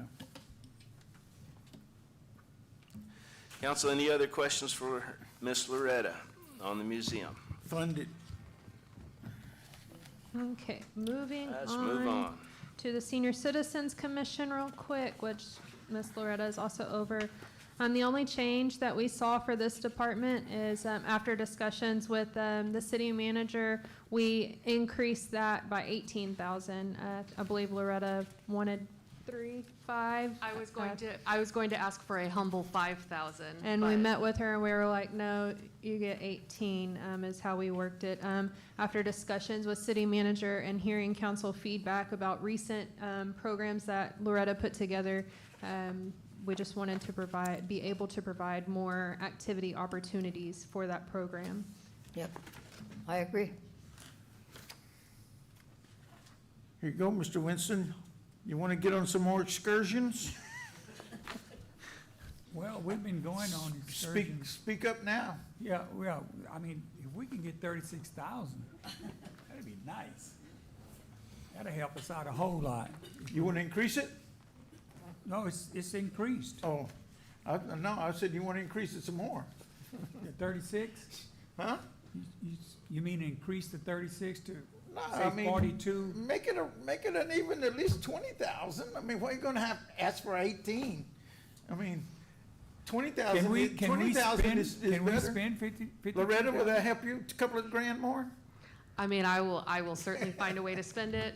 We can go to multiple Astros games. Yes, I think, Just take the 2,000 and say thank you, and we'll get it done. Get it done. I greatly appreciate that. So just for anyone who's not aware, once a month, I'd like to have it more than once a month in the future, but, once a month, we offer an event for senior citizens. Anybody 55 and up can come, and they get an activity. And the big thing is we provide a free meal, and any leftovers, we send them home with the seniors.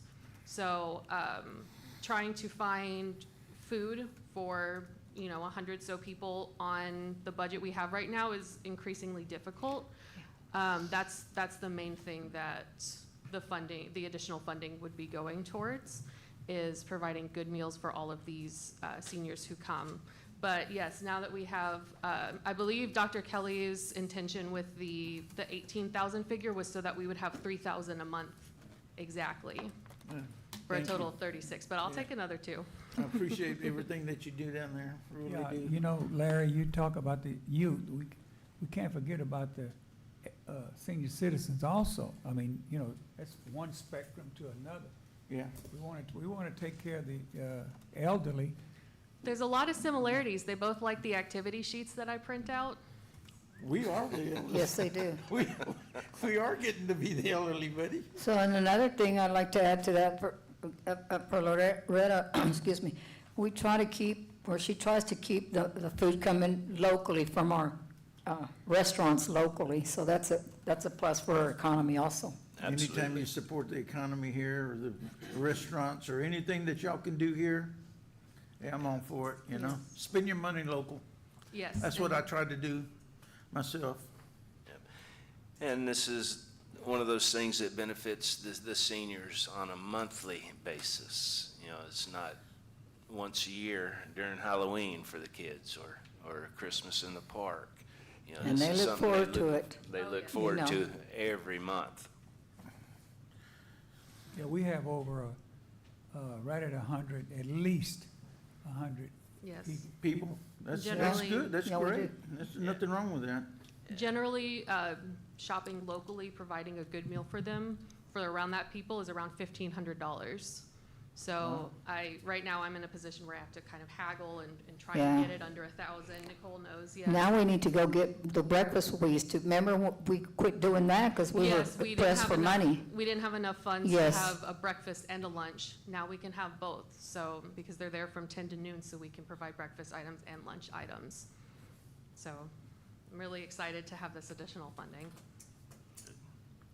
Well, Loretta, this is not permanent, but we can always do a budget change, so I mean, Yeah. we can help you out if, if you get something that Winston or them want to do. I mean, give them an idea. I mean, you tell them, let us know something about it. I'm all for the senior citizens, I'm all for the kids, so I'm all in. Wonderful. Thanks, Loretta. Thank you, Loretta. Anything else on senior citizens? Let's move on. Okay, go back and play. Okay, we're gonna look at Public Works now, and that consists of streets and drainage and the service center departments. So we'll look at streets and drainage first. This department requested 2 maintenance tech 1 positions, and then also 2 replacement trucks for the 17-plus-year-old fleet. I'm looking at them line by line. Some adjustments made, the biggest notable change being in the increase in the service contracts line, because this department's fund took on the right-of-way mowing contract from the Parks Department. Other adjustments were made based on actual needs after discussions with the city manager, finance director, and department head.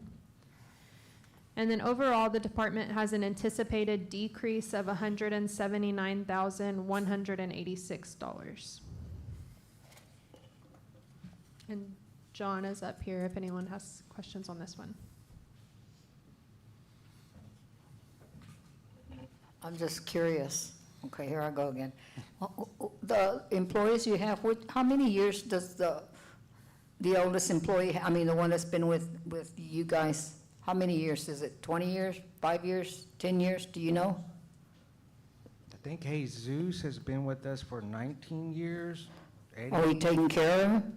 Yes. Because I know in the past, we had people that were there 25 years and 20 years, and we weren't taking care of them, Somebody would walk in, a tech, and make more money than he does, and that's not fair. Yeah, We need to make sure we take care of the ones that have been loyal and stayed there. Yes, we have Eddie Norris. He's been there, I think he's got 3 years left, so about 17 years, and he's been with us. So, Thank you. So John, you're over with this department too? I am interim Public Works Director. Yes, sir. Wow. That's too much. So you have this in the parks, and what else do you have? What is your title? Interim Public Works Director. We have Parks Department, Rec Center, Service Center, Library, Streets, Drainage. It's a total of about 5 different departments. How many You have people, assistant? how many people you have working for you? 24. How many in the streets department? Streets has 4 plus the supervisor, 4 plus how many? the supervisor, so 5 total. Same thing with drainage, it's 4. No wonder we can't get nothing done around here. Well, when I came on 13 years ago, and we were separated, it was Parks and Rec, and then it was Streets and Drainage. Just the Parks and Rec, I think we had 25, almost 26 people. Yeah. And when we merged, 50% of our workforce is gone. Yeah. So it Well, reflects. We need Parks and Rec, but I mean, just the city's situation right now, I'm looking at drainage, I'm looking at infrastructure. I mean, we have stuff that's falling down, crumbling down, no repairs, I'm gonna say for at least 10 years.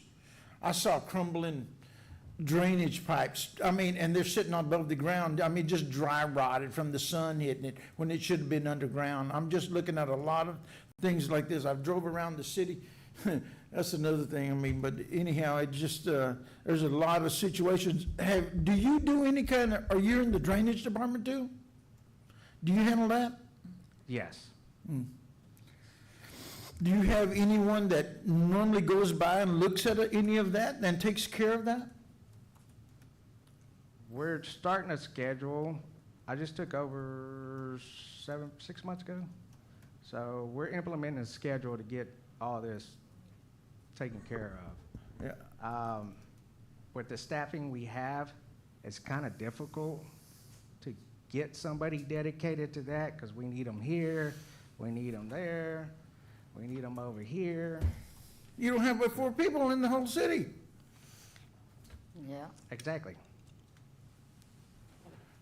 Mr. Rosso's drainage and his stuff over there in Ward D is like, I mean, it's just absolutely cratering over there. I mean, I've seen plastic, I mean, number one, I know plastic is the worst things in the drain.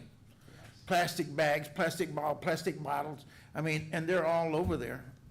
And, I just see right in front of the school over there, all of the drainage entryways, I mean, they're cluttered up with wood and everything. And we you know, the beginning of this month is hurricane season. You know, we're gonna get some of that stuff the next few days, they're saying, you know. So, I mean, I don't know where the city's at on none of that, but I mean, I keep a really close eye on things like that. So, I mean, have you, these two positions that you're asking for here, are they gonna have anything to do with that?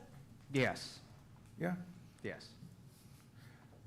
And so this will make you a total of 6 people with this two? It'll give me 6 in each of the departments. 1 is streets, 1 extra in drainage.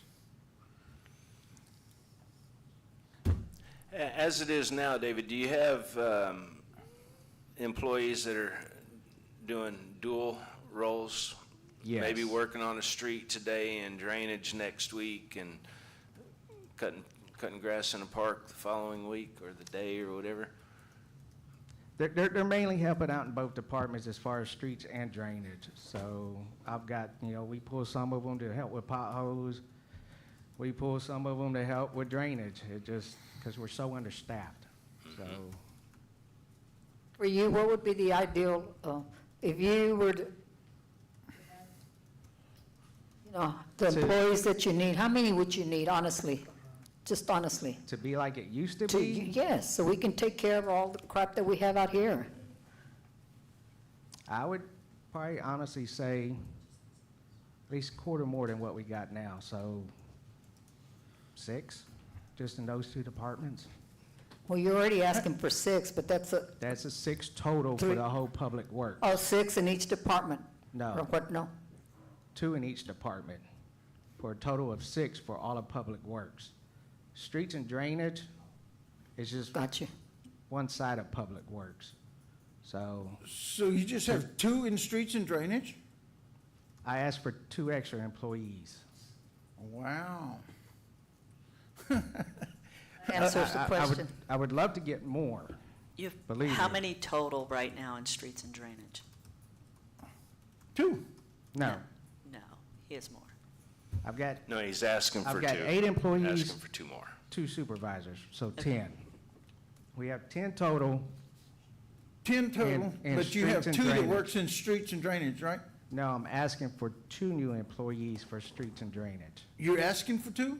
Yes. This is for the 2 that you're asking for streets and drainage? Yes. What, I've got a total of, do you have any in there now that are streets and drainage? yes, I've got 4 Okay, in and streets. so you're asking for 2 more to have 6? Yes, Is that not correct? yes, And this is the 64,000 plus the benefits for 2, is for 2 people? yes, sir. Can you get them people to do anything for you? You don't know. I mean, as far as Okay. working? Yeah, you Hoping. He hadn't hired him yet. I haven't John. hired them. He hadn't hired him. Just No, for the I know, record. but I'm asking him if he can get 2 to work for this. He's getting 2 people for $32,000 each.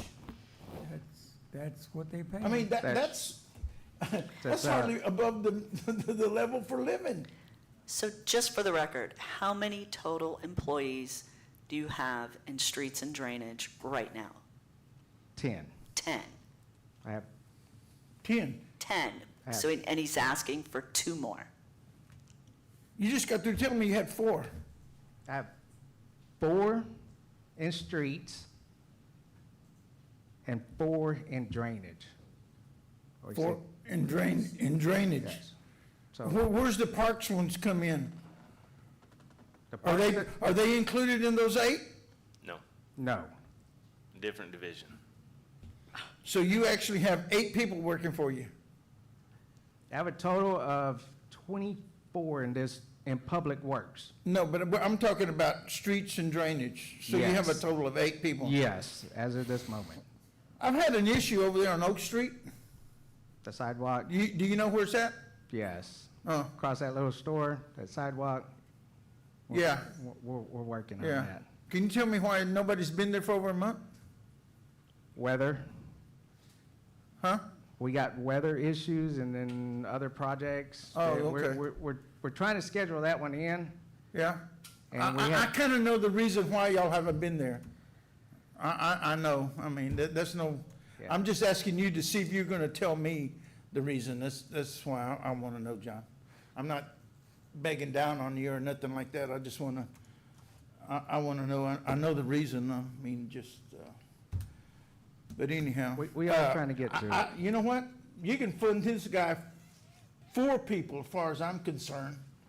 You know, the man, but let me tell you something. Put them in streets and drainage. Put them in streets and drainage. I don't want them working in Parks Department or nothing. I want them put them, and fund them for. Add it to the budget. Awesome, I appreciate that. John, I appreciate you a lot, but I mean, we need to get something done here. I'm for the getting the done type person. I've directed people all my life, so I mean, I kind of know how that happens, so.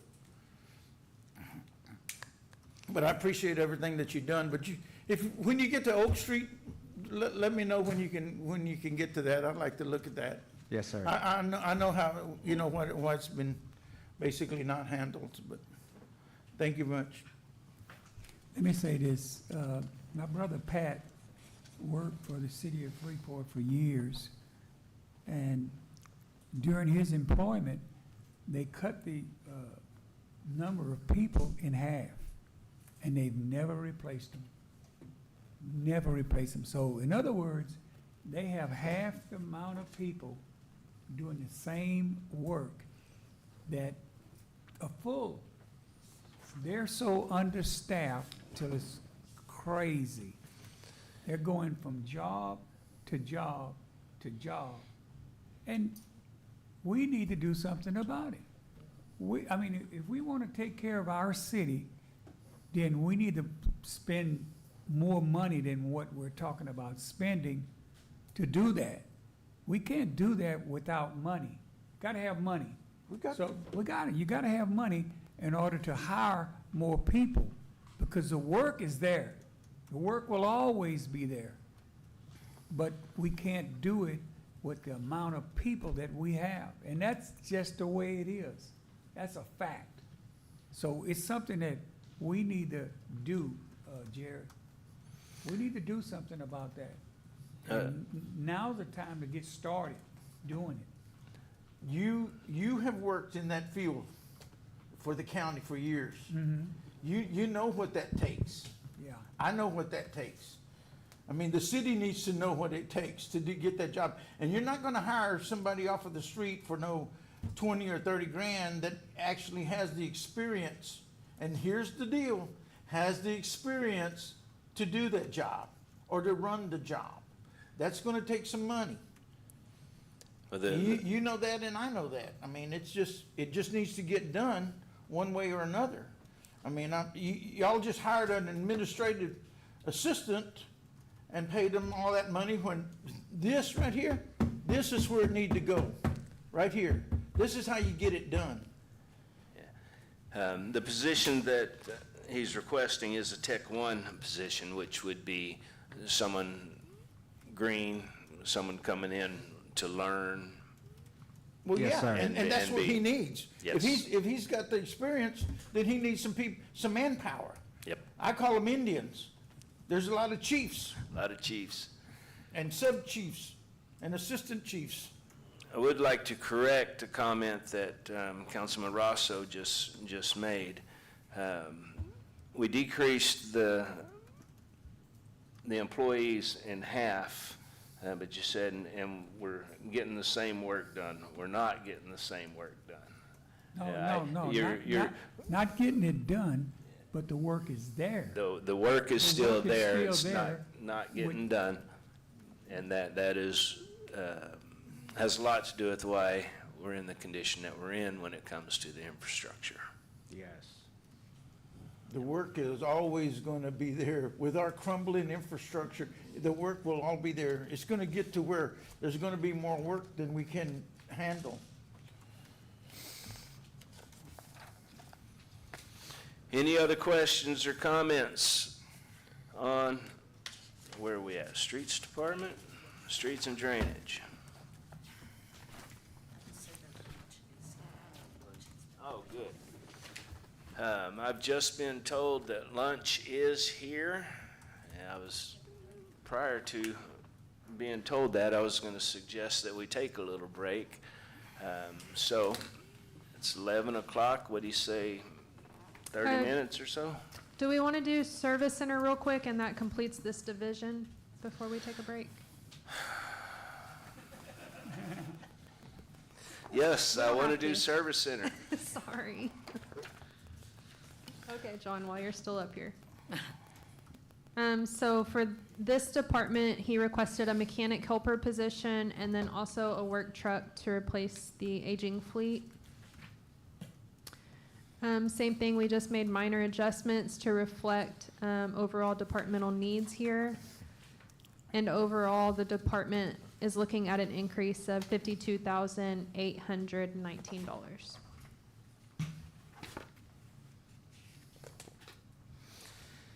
A question was brought up by Councilman McDonald a little while ago about ASC certifications. I would like to see, first of all, if the current mechanics have ASC certifications. I would also like to see if the city has any kind of incentive for ASC certifications. And if not, we seriously need to start looking into that. Yes, sir. I believe they would be eligible for the certification pay with that.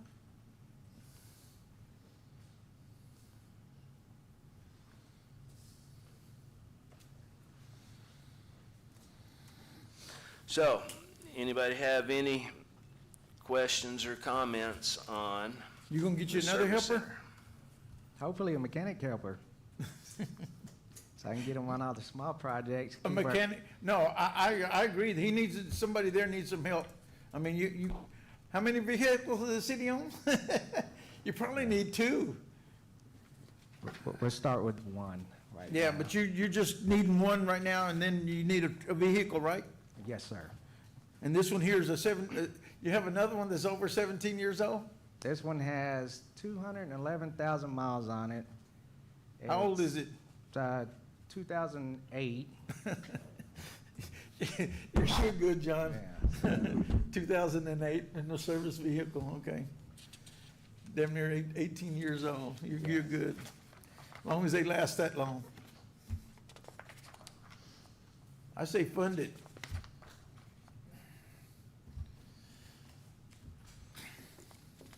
Council, any other questions or comments? Now you want to take a break? Now let's take a break. Okay, good. Sorry. What do we say? It's 11 o'clock. We'll meet back in 11:30? All righty. Sounds good.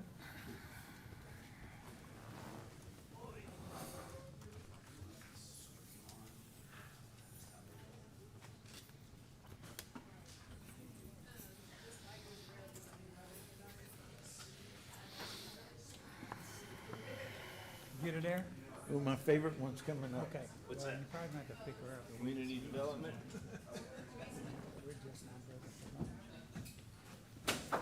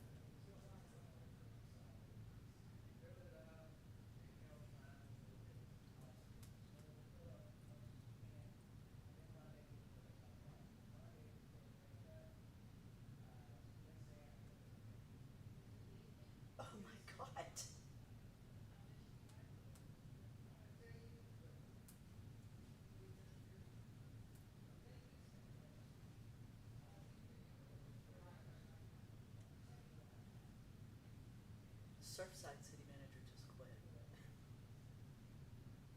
No, I just saw it on the facts on Facebook.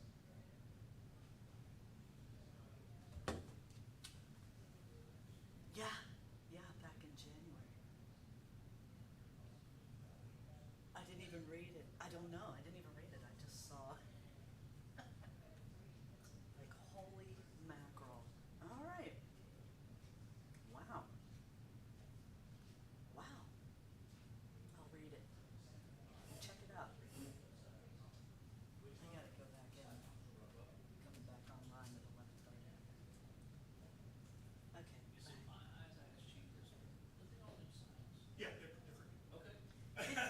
Did you see Surfside just quit? Chief Howe showed to me at the beginning of the meeting in the facts, Yeah, it just popped on Facebook and that was the first thing that popped up. and then, Did it have any, I didn't read the article. oh, he just started. Yeah, I just met him a couple months ago. Yeah, I had breakfast with them, I'm gonna say back in January. Oh, there is There was one. something going on in the council meeting this week, because I saw some stuff in the Surfside local comment, how they try to even drag the police chief in with, Oh, really? saying he was a former Navy SEAL or something like that. I don't think Mr. ever It is. had a military. We were going to PD a long time ago. But yeah, it's the locals and all that, I guess, clash with each other. It's peppermints. Jonathan Gerber. And then the Ames coordinator, they got to go last week. Yeah, I saw that. But we knew something was going on when the state was asking us on some reports, we're like, that's not our territory. But I had already sparred off with him, trying to play a guilt trip on us, it's like,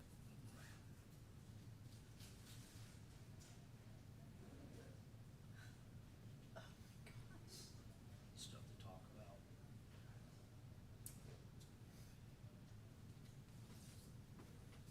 Cox had already submitted his resignation.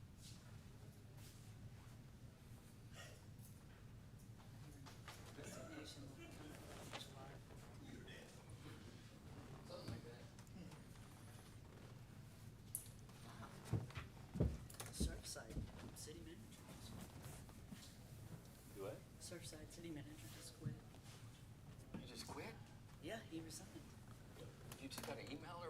Well, I saw it on the facts. Oh, okay. Well, I saw it on Facebook. I don't subscribe to the facts, so, It pops up in the feed. yeah. Wow. They had a really He good just got hired. meeting. Yeah, he just started in like January. That, Wow. that might make it a little more difficult to hire, isn't it? And then you see the council change up on there. Yeah, Yeah. And I don't just- know who's old and who's young they or just what. fired their EMS director. Mm-hmm. Yeah. Even up 2 weeks. Uh-huh.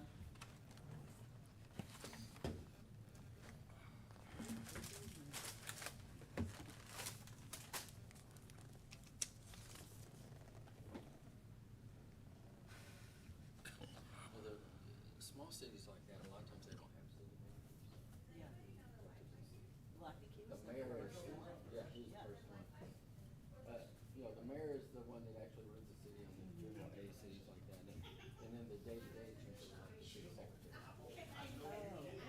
Because the mayor's the regular day, you know, so, We all know who your husband is.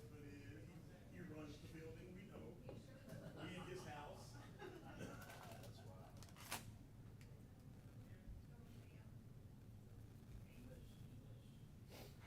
She tells us how powerful he is. He's at home cooking and washing dishes. She got home. See, that's what I told her. I just want to see you. Bless you. well, the folks locally always She feel got like home and washed the the dishes. city's next to the water. But she'll hear folks come on my hood. Is that what it is? That being pretty important.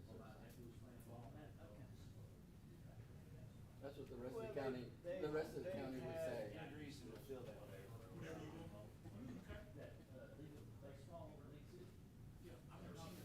Man, they got that air conditioning I know. going. I mean, it's, they got it on full speed. Yeah. Want me around it?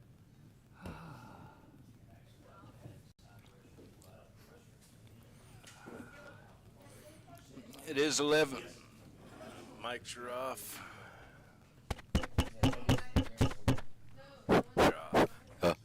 Testing, testing. Test. Turn them off.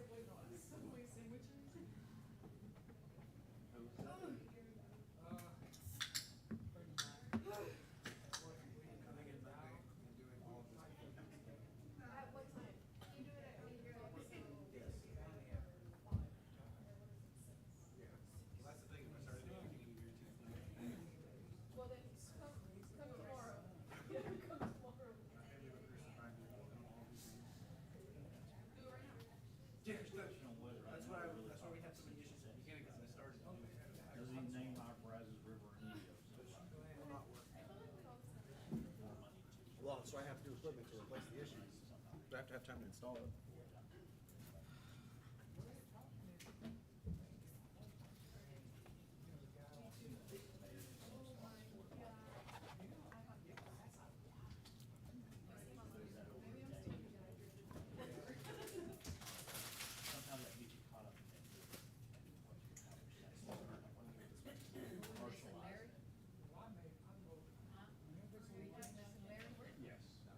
I don't have the new system will work.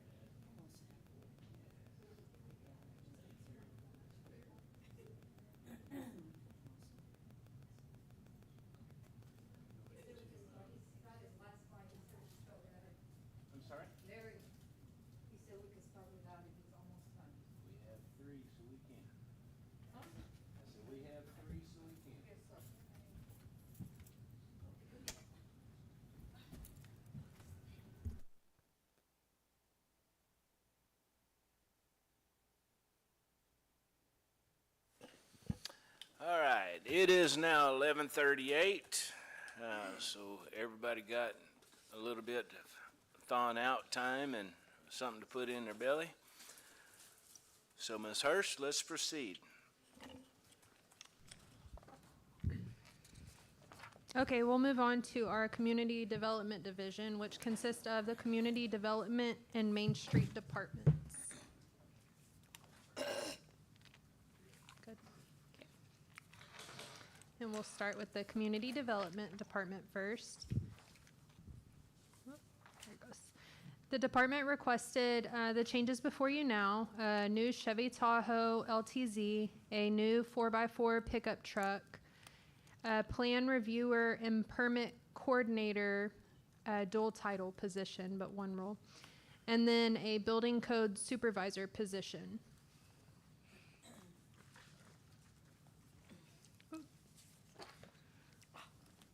Looking here, we can see a very notable change in the salaries and benefits. This is reflective of us bringing code enforcement back into this budget while also including the 2 new requested positions. Other adjustments were made based on needs of the department for the year as they work to rebrand and expect increased building and code community needs. Whoops. What is going on? Oh. Okay.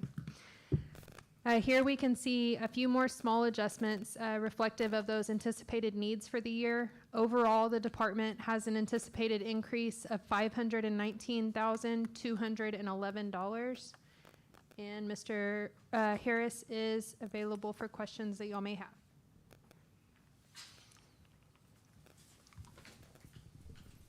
I got a question. Mr. Harris, are we hiring within or without? Both. Both? Part of the City of Freeport's policy, we always post for internal, Thank you. We first post for internal candidates. The need for that is to, again, give current city employees an opportunity for growth within the city.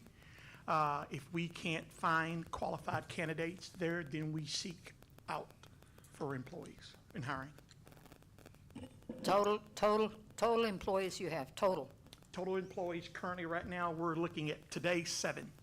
7 employees total today. Again, that includes not only the building department, that also would include code. It would be 7 as of today. That would you included? Yes, sir, that's what me included.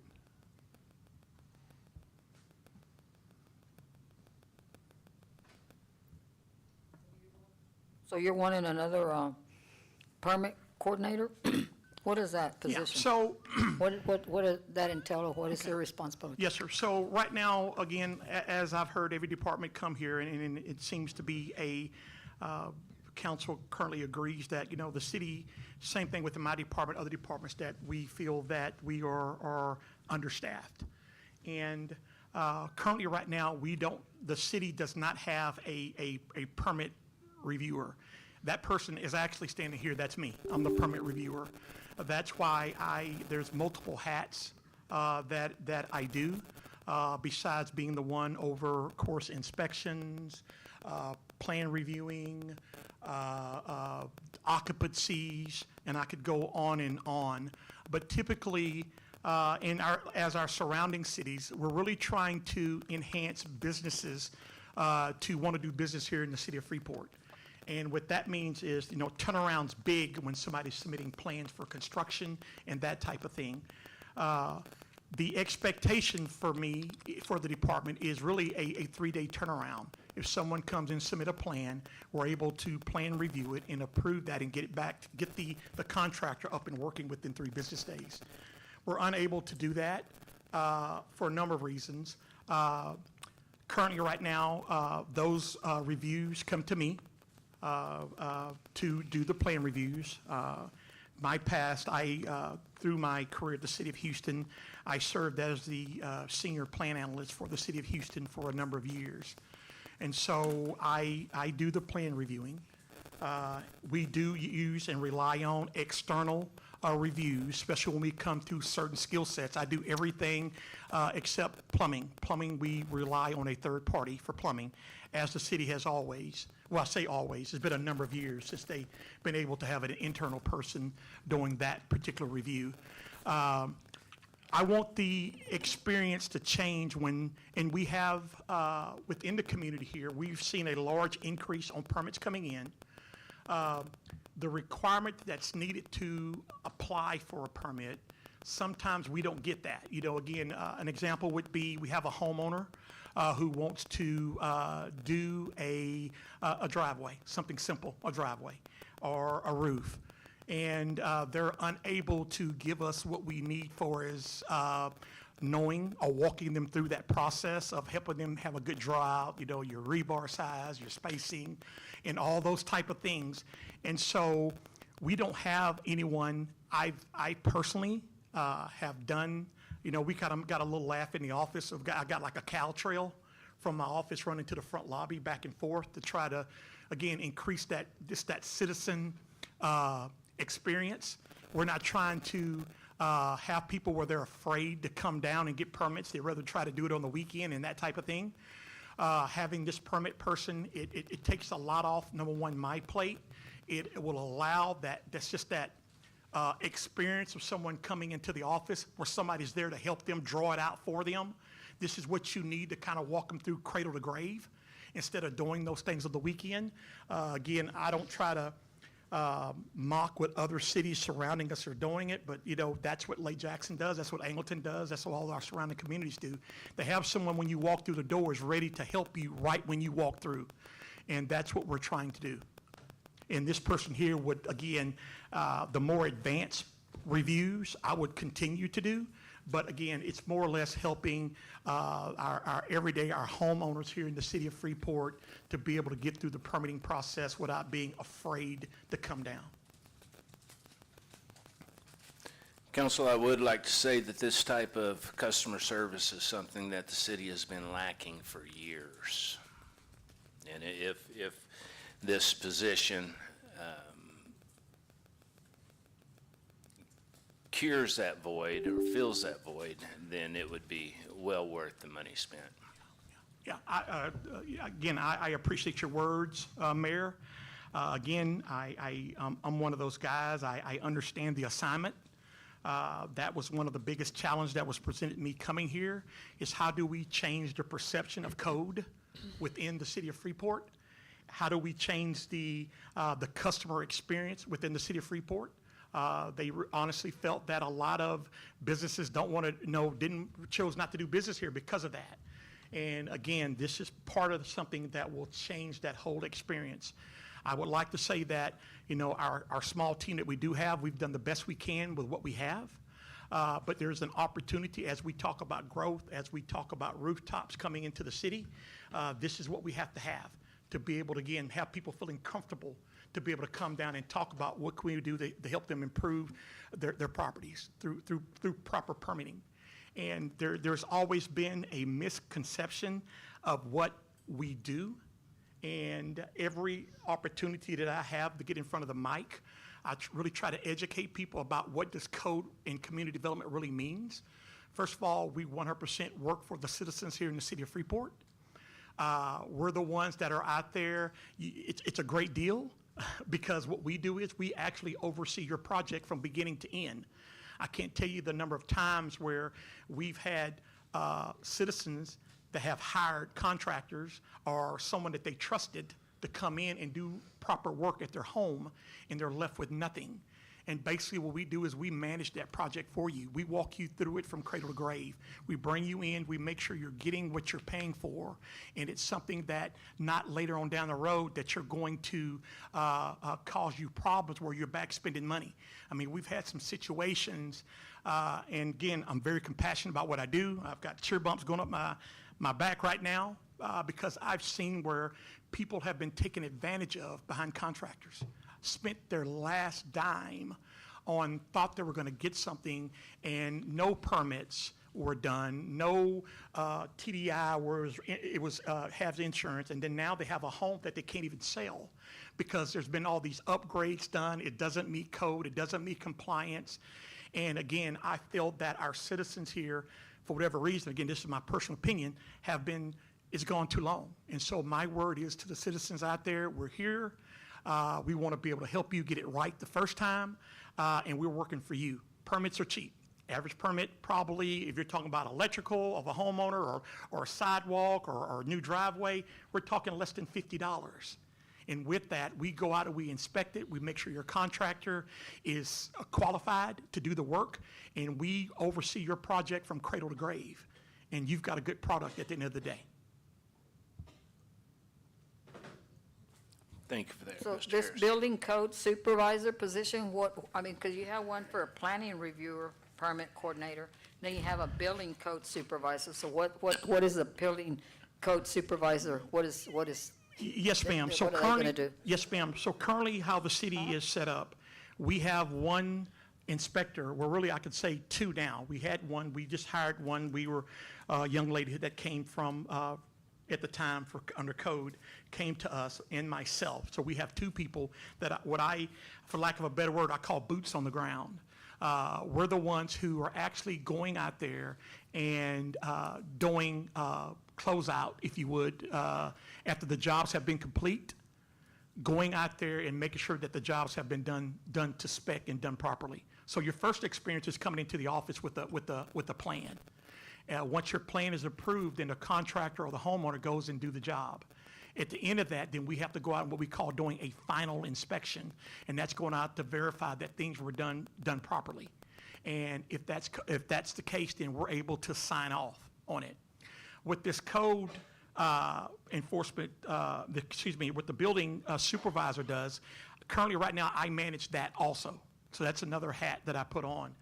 What we're trying to create here is being able to meet, we're understaffed where we don't meet the expectation of not only the ICC, NEC, local government code, where, and again, this was inherited, and not to say anything negative about previous administration, but typically how inspections work is, when someone comes and apply for a permit, we're supposed to go out and do we call a site inspection, to actually go out and see, to verify what they say on paper is there, number one. Number two is that once the permit's been approved, through the working process, we should be going out there making a number of inspections, making sure the job's going along good, making sure that the contractor is, because when there's concrete, there's concrete. And when there's wire pulled through conduit, it's pulled through conduit, okay? So we're out there with that customer experience to make sure that the contractor, hey, we're here just to check up on and see how the job's going. Those type of things. And to see the job from cradle to grave. Currently, right now, we're not staffed to be able to do that. We can't keep up. So right now, unfortunately, we are there at the very beginning and at the very end. And that's not what we should be doing. We should be able to, again, go there to the homeowner who hired that contractor to be there on site to make sure that that contractor is using the proper material that's listed down. He has the proper size wire. He has using the proper size rebar. He's using the right amount of concrete that he said he was going to do. All those type of things, and with one person, in reality, trying to run the city, we're not able to offer that full service. And again, we're seeing a large increase of permits that are coming in to our office. And I'm one of those. My background also is in Six Sigma and also in change management. So we're trying to change the culture of code, period. We want to be the ones, our vision is that everyone feels comfortable here in the city to come here and either do business, to build out, or to start their project and end their project and not be afraid to be able to do that. And so far, we've been getting really, really good feedback, working. Again, we're just trying to make sure we meet that expectation that has been set in ordinance and in zoning. Some of those people that you have already in place, they can't just go over there and look at a job or whatever if they happen to pass by my house and see me doing, because can't they just stop and look and come back and tell you, hey, you need to go see this or whatever, instead of hiring a person? I'm just saying. Yes, ma'am. So to be very honest with you, and again, this is part of changing the total perception of how code works. Unfortunately, the way we're set up now with our staff, that I call it hot shotting, okay? We don't have the ability to bring a community or work a community as a whole. And so it almost make people feel that, oh, well, they passed 5 other businesses to come to my business, okay? That's only because with the few staff that we have, we're having to handle whichever's hot, okay? And what we're trying to do is just change the perception of the whole city, not who's ever got a project going on today. And so how that starts is that gives us more boots on the ground. That makes everything equal. It kind of spreads out code enforcement, again, throughout the whole city of Freeport, not only just your home because you've got a project and the person across the street.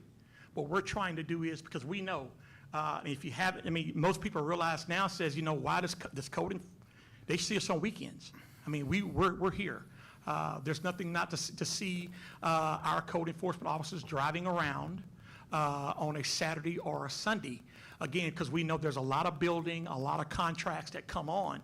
And our approach is not that I got you. Our approach is that to work with that homeowner, to bring them in compliance, to make sure that it's built right. Because at the end of the day, it comes back to a liability to the city. If it's not done right, done proper, and we sign off on it, then that liability comes back to the city of Freeport as the liability of signing off on something that wasn't done proper. And again, those who have experience in the industrial and contracting and that type of thing, they know that at the end of the day, the first question is going to be asked is that, where's your permit? Let's pull open records and see what we have or what has been approved and what hadn't been approved. So again, this is something that I've seen that will allow us to be more visible in the community, to enhance the customer service experience, and to really bring people back to Freeport who want to do business, and just change that perception of what we have right now. How many new businesses you have coming into town that you inspect? How many new ones? Yeah, right off the bat. How many new businesses do you have coming into town that you inspect? Right off the bat, I would say 7 large ones right off the bat. We have 7? Yes, sir. Give me a name of 2 of them. Okay, we have the new, well, I'm trying to get my location here, across from the old Leo Martin. We have the truck stop. That truck stop. The truck stop coming in. You said you wanted 2. We have the new wash interior that's coming in here off Avenue A, right next to, I guess it's Maria's Kitchen, I think the name right there. We have that new one coming in. We have a new company that's moving in at 2309 Zapata.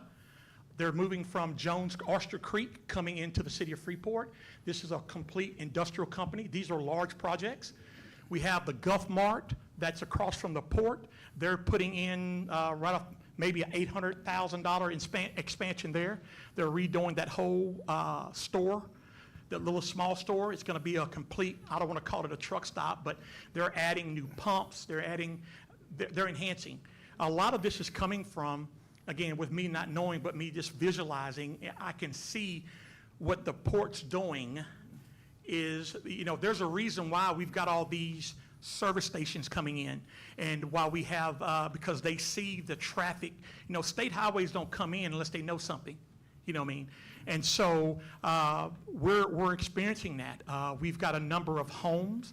We've got developers that we're talking with right now, me personally, that's experiencing about doing something with the small lots. Where are the rooftops at? Sir? Where are the rooftops at? Yeah, so on the rooftops, again, we've got the 4 new projects that are starting right now. Of course, on the Avenue M, we're doing that. That's been going on for I don't know how long. Well, again, I know they had started 2, but since then, we just got a meeting. We're working with them with that.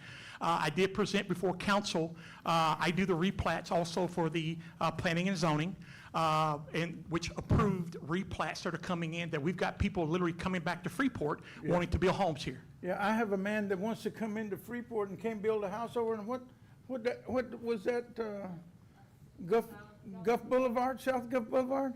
Because they miszoned his property over there, and he can't get, has to pay for this, going through this planning or this Yeah, you're talking- yes, sir. You're talking rezoning about a commission and Absolutely. stuff again? Just like the lady did on Avenue A? And yes, sir. Yeah, I You understand. are I got that. Yeah, you are right on point. And what I, Costs people a lot of money. Yeah. It costs our taxpayers money. We're shooting a hole in the pockets of the taxpayers. yes, sir. What I can tell you, These are the people that come and vote for us guys. absolutely, You know? mhm. Yeah, I know what I'm doing, buddy. This ain't my first rodeo. No, sir, not I'll questioning that. guarantee you it ain't my first rodeo. And this here is going, you know, you just got this assistant, this is going to add right to the top of all of that stuff. So, But we do need a building official. yeah. We do need a building official. But when you get the proper building official, he'll be able to review those plans. He'll know what he's going out there to go look at when he goes out there to look at, and he'll be state certified. But you're going to have to pay that man. Absolutely. That man is not going to come here for $30,000 or $40,000. I agree, I'll 110%. guarantee. I'll tell you, because like he says, he's going to have some credentials. Yep. Those credentials cost people money and education. I mean, so this right here, you know, as far as I'm concerned, you can take this right here and put it in the street department and hire another person in the street department. No code enforcement department. Let me tell you something. There's how many do you have in your code enforcement? 7, so overall 7. 7 in the department. Mhm. And you have one appointed to like each ward. Is that not correct? That's not correct. That's not correct? We don't have enough people for that. On the code side, we don't only have but 2 people that's boots on the ground on the code side. Or Now, on the remember code now, side. we Well, cover- that's what we I'm talking cover- about. You have one for each ward or something like that? No, sir, we don't. We Oh, don't have you don't? enough for each ward. But you have enough for each ward, right? No, I think you're getting confused between building and code. So there's a No, difference yeah, on the, yes, sir. I know what I'm talking about. I know Yes, sir. what code is, and I know what building is. Yes, sir. You're like in charge of the building, right? Building and code now. Oh, Yes, sir. so you're in charge of building and code, and you have 7 people building and code underneath you? Yeah, but Or they're you different included? credentials. You included? Me included, yes, sir. Okay, so you have 6 people that are under you, right? Yes, sir. Okay. Currently now today, 6 people. And, yes, sir. and now we want to hire another one here, right? Is this one here going to be one with credentials above you, or a supervisor, or what? Yeah, this person here will be, that we're asking for, will be for code. They will be TDLR certified and building certified. Yes, sir. You're Not asking above him- me. You're asking him for code or building? Building. Yeah, building, Building. you just told me code. I That's why I was wondering- apologize. Yes, sir. Yeah, you Be just told me building. code, and Be building. I don't need another code enforcement. Yeah. I need, So, we need somebody here in the city that has the credentials to go Yes, out and look at this job. And I've dealt with code enforcement all my life. yes, sir. I mean, I've been in the electrical contract business all my life. Yes, sir. 50 years. Yes, sir. I mean, I don't play around. Yes, And sir. I know when I go out and I meet an inspector that knows what he's talking about, and one that just gives you some BS out of the blues, you know, telling you, oh, I'm not gonna pass it because of this. Well, that's totally wrong, because you're hindering the people, because they can't get their power turned on, they can't get their Absolutely. gas turned on. Absolutely. Or their water turned on. Yes, or sir. they can't move into the building or something because they're waiting for one of those damn permits to move into the house. Yes, sir. So, I mean, I'm just telling y'all, this is just gonna be some more additional stuff that you're gonna have to deal with. Let me tell you something, if code enforcement can't travel this city in one day with 4 people, we got a big problem, folks. We got a big problem. I mean, what they need to do is do their job. Get them to do their job. You don't need any more. You don't need any more people. You just need to get them to do their job. And you can take all of this money right here you're going to take and put it in the streets and stuff to get our infrastructure repaired. Y'all talk about getting infrastructure repaired? This is the way to do it, right here.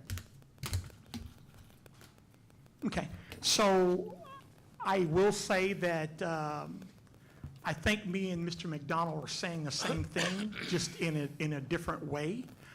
I feel that at the end of the day, he wants a very efficient department and people who are there that know what they're doing and change the customer experience. So I do think we're saying the same thing. It's just that the way that my delivery and his delivery are different, but I think we're right there together. What I'm saying here and what I'm offering here is to fix a lot of things that he's saying right now. I'm a very, very efficient person when it comes to my inspectors and where they are and what they're doing. I believe in that. Again, I come from the neighborhood protection official for the city of Houston for 23 years, senior plan analyst. I have the credentials to be able to do it as a manager. I never pretend to be and never want to be the expert in everything I say and do. We hire people for that. My job is to manage and to make do with what we have.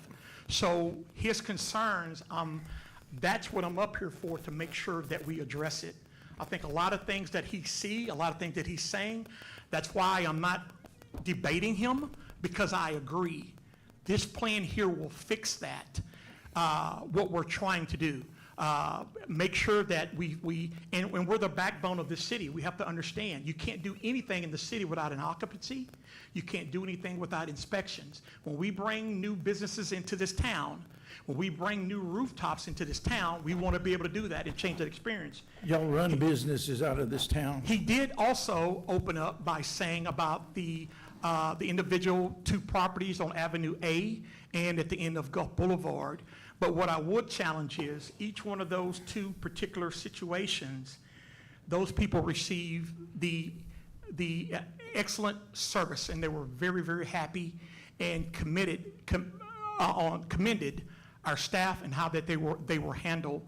The rules that are set in place, again, I don't make those rules. These are rules that are backed by the Texas Local Government Code, City Code, and city ordinances.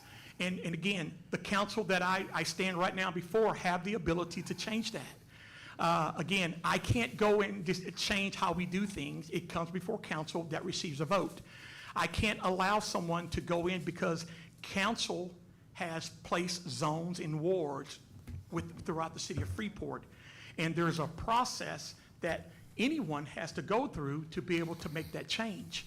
I'm all about rooftops. I'm all about the business experience. And again, that's what I'm trying to do, is to change that. And again, we've had so far nothing but positive comments. Of course, in my business, unfortunately, you can't please everyone.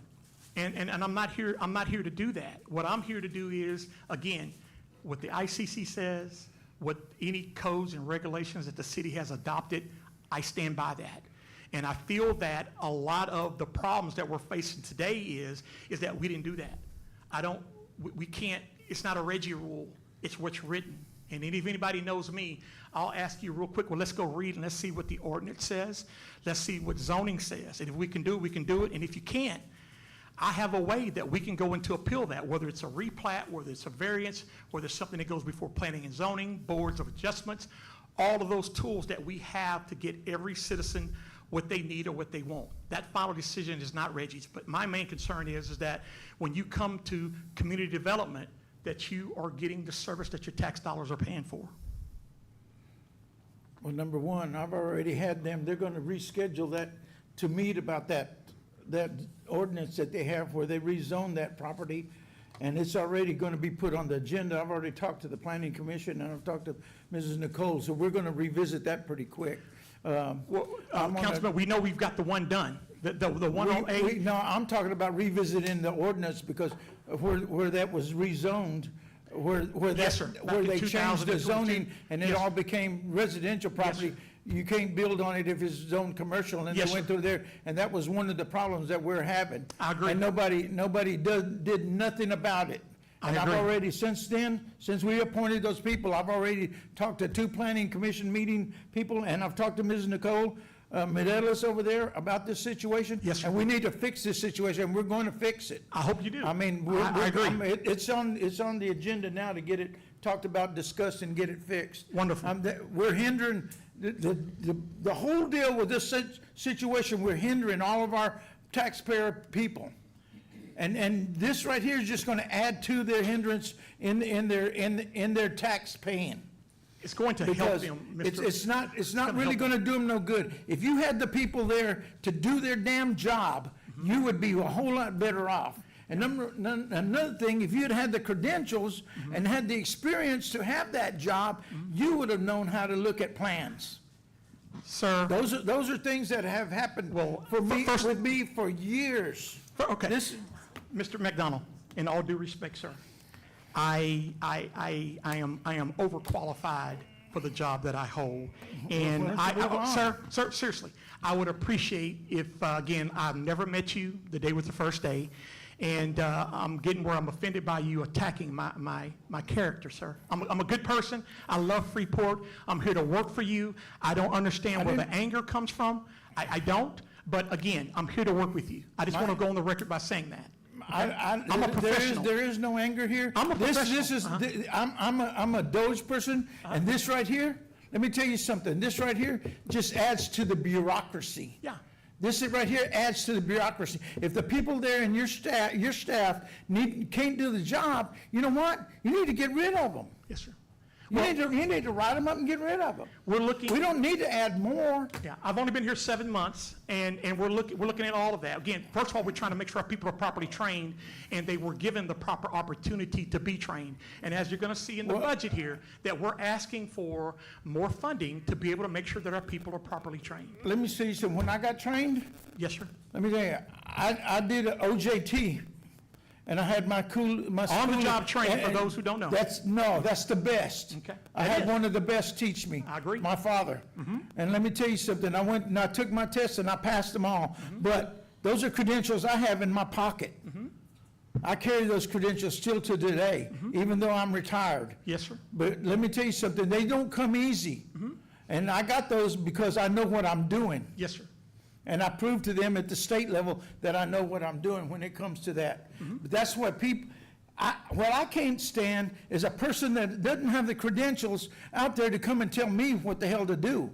And that's what's wrong with this whole situation here. That's what's wrong with this whole situation. You need to have the credentials to have that job and that position that you're in. Sir, okay. Well, again, that's a separate debate. I don't do plumbing inspections. We hire a third party to do It's plumbing. the same debate. Okay. It's the same debate. I mean, why would you want someone here that has the credentials and then you don't have them? Well, right off the bat, sir, it probably would cost you another $80,000 to get that person here, to be very honest with you. Again, I ran the whole city. of This one here Kingston, just so- wants it 66.5. No, sir, that's not a building official. That's just This is a building supervisor. That's a supervisor. That's building. That person will be looking at dangerous And building he's structures. gonna be underneath you? Absolutely. That person's looking at dangerous building structures is what that person is mainly going to be doing, making sure that our daily operation is running efficient. Yeah, What is your job then? yeah. I'm the director. You're the building official, aren't you? I have a number of categories that I don't have enough time to stand here and really tell you what they all are, but I do a number of things. Oh, well, so we're gonna cut through the BS on it then. Okay, I'm sorry you feel that way. No, that's the way I feel about it. And And you're welcome- this you're- is just more bureaucracy on Yes, sir. top of bureaucracy. I don't think It's this is the way it stage, here. I don't think this is the stage to do that, but again, I'm here again to make sure that the It's the city's running. truth. Sorry you It's the feel like damn that. truth. All right. Is there any other questions?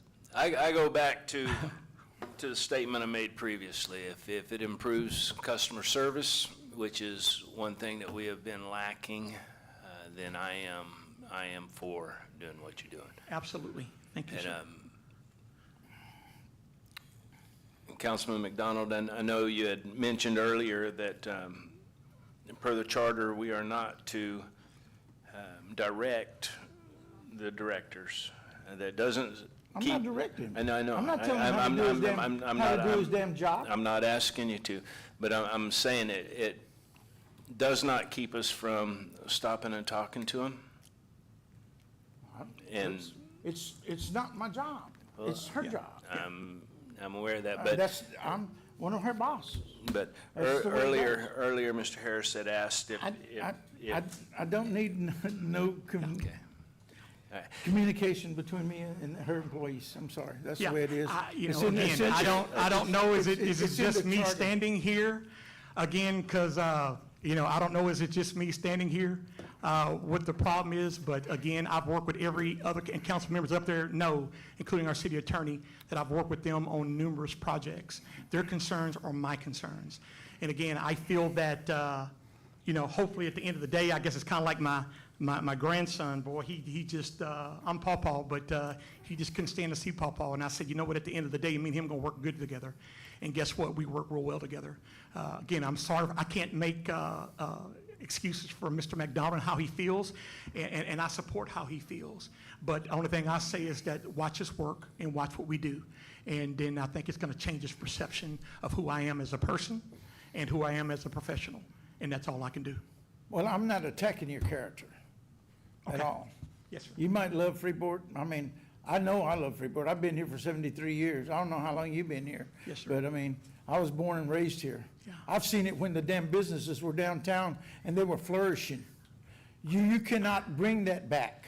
I agree. You cannot bring that back. Yeah. Because number one, Highway 36 came across right there by Arlen's over a bridge and went straight I downtown. remember all of that. I remember all of that. Every bit of it, I remember it. Okay. Council, any other questions for Mr. Harris? Nope. Let's move on. All right, thank you. Thank you. Okay, we're gonna look at the Historical Main Street Department now. Oops. So this department requested the changes before you now. Christmas tree purchase, this is the large tree that they used for Christmas on Main. The EDC did approve funding for half of it, so this, Main Street has requested the half reimbursement back to the EDC for that. A climate-controlled storage shed for that Christmas tree, a downtown beautification initiative, and a downtown facade grant initiative. The biggest notable change within this department was the reduction of the special events as it's going into that city events fund. And then we created those two initiative lines that we just mentioned, the downtown beautification and the facade grant. Overall, the department has an anticipated decrease of $7,199. And Ms. Lopez is at the podium if anyone has questions. Hello, everyone. Maria Lopez, Main Street Coordinator. Oh, you're my Maria Lopez, huh? Yes, sir. Did you, didn't we have some Christmas trees, or what was the other Christmas trees we used in the, I know you weren't here, but do you have any knowledge of what happened? I mean, where's the Christmas trees we used last year or year before last or whatever? So last year, our tree was sponsored by the EDC. We had to lease the tree last year. We brought it just in time for December. So at that time, when our interim city manager, was here, we made that decision of leasing it for that year just because of the time frame. We didn't have enough time to purchase a tree and then get Public Works to help us with decorating it. So that's why we leased it, and we went to EDC to propose that, and the EDC board approved the lease of this Christmas tree. So it didn't belong to us. So what are these trees made out of? I mean, what are they? So the tree that I'm putting here in the budget this year for purchasing, again, we went to the EDC for this new fiscal year. They approved the purchase of this tree. However, I want to request if it can be done 50% by the city. So this Christmas tree is called a panel tree. It's placed almost like in a cone-shaped frame, and it gets covered with about sheets of tree.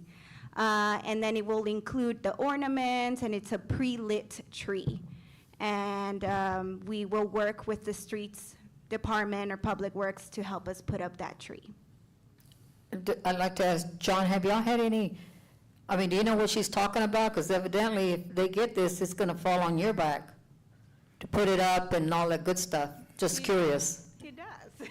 Yes, we've had multiple meetings about it already. I've looked at the design. It's fairly straightforward, so. You're comfortable with We're it? comfortable putting it up, yes. So this is going to be a one-time thing. We're going to use it for the next 10 years before I die, right?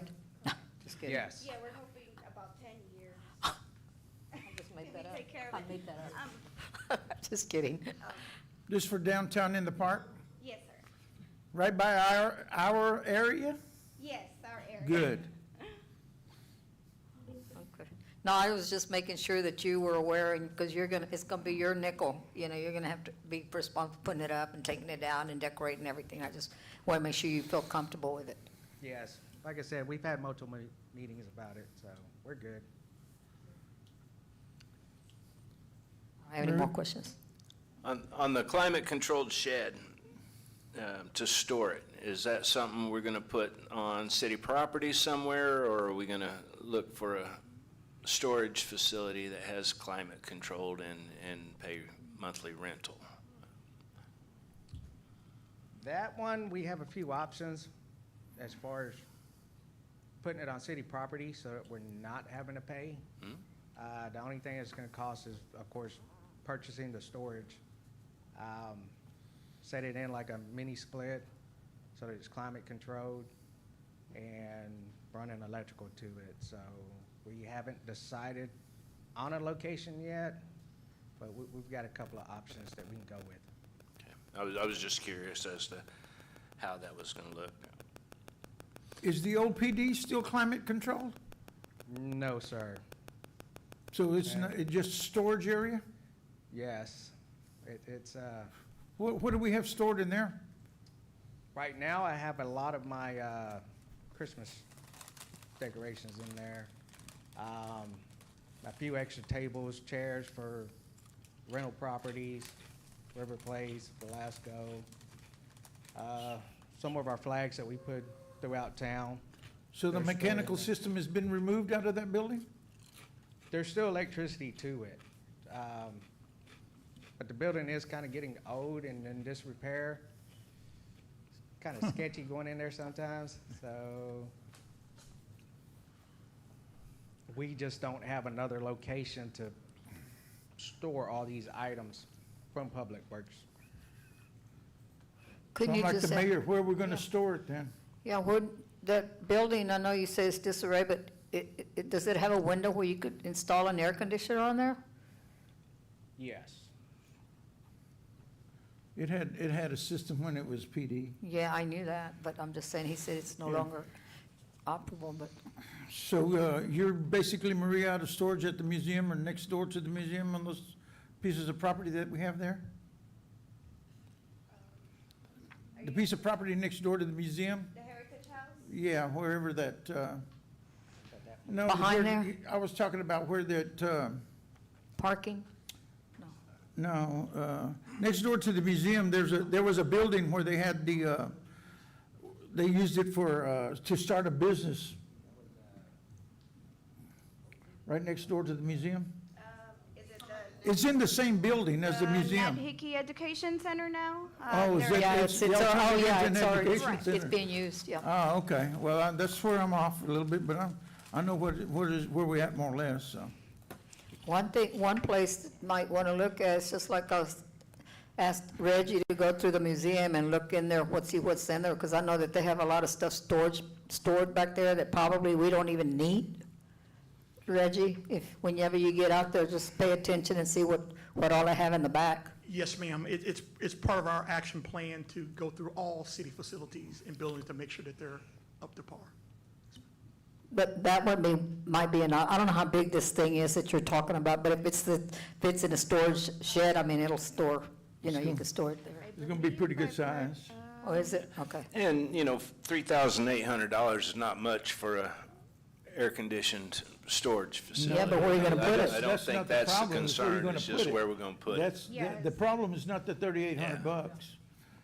It's the location. I mean, if you're gonna Yeah. buy it and invest this kind of money into something, you better have someplace to put it. I mean, there's no sense in buying it and throwing our money away. Yeah. That's why we're asking the question. It would be nice if there was a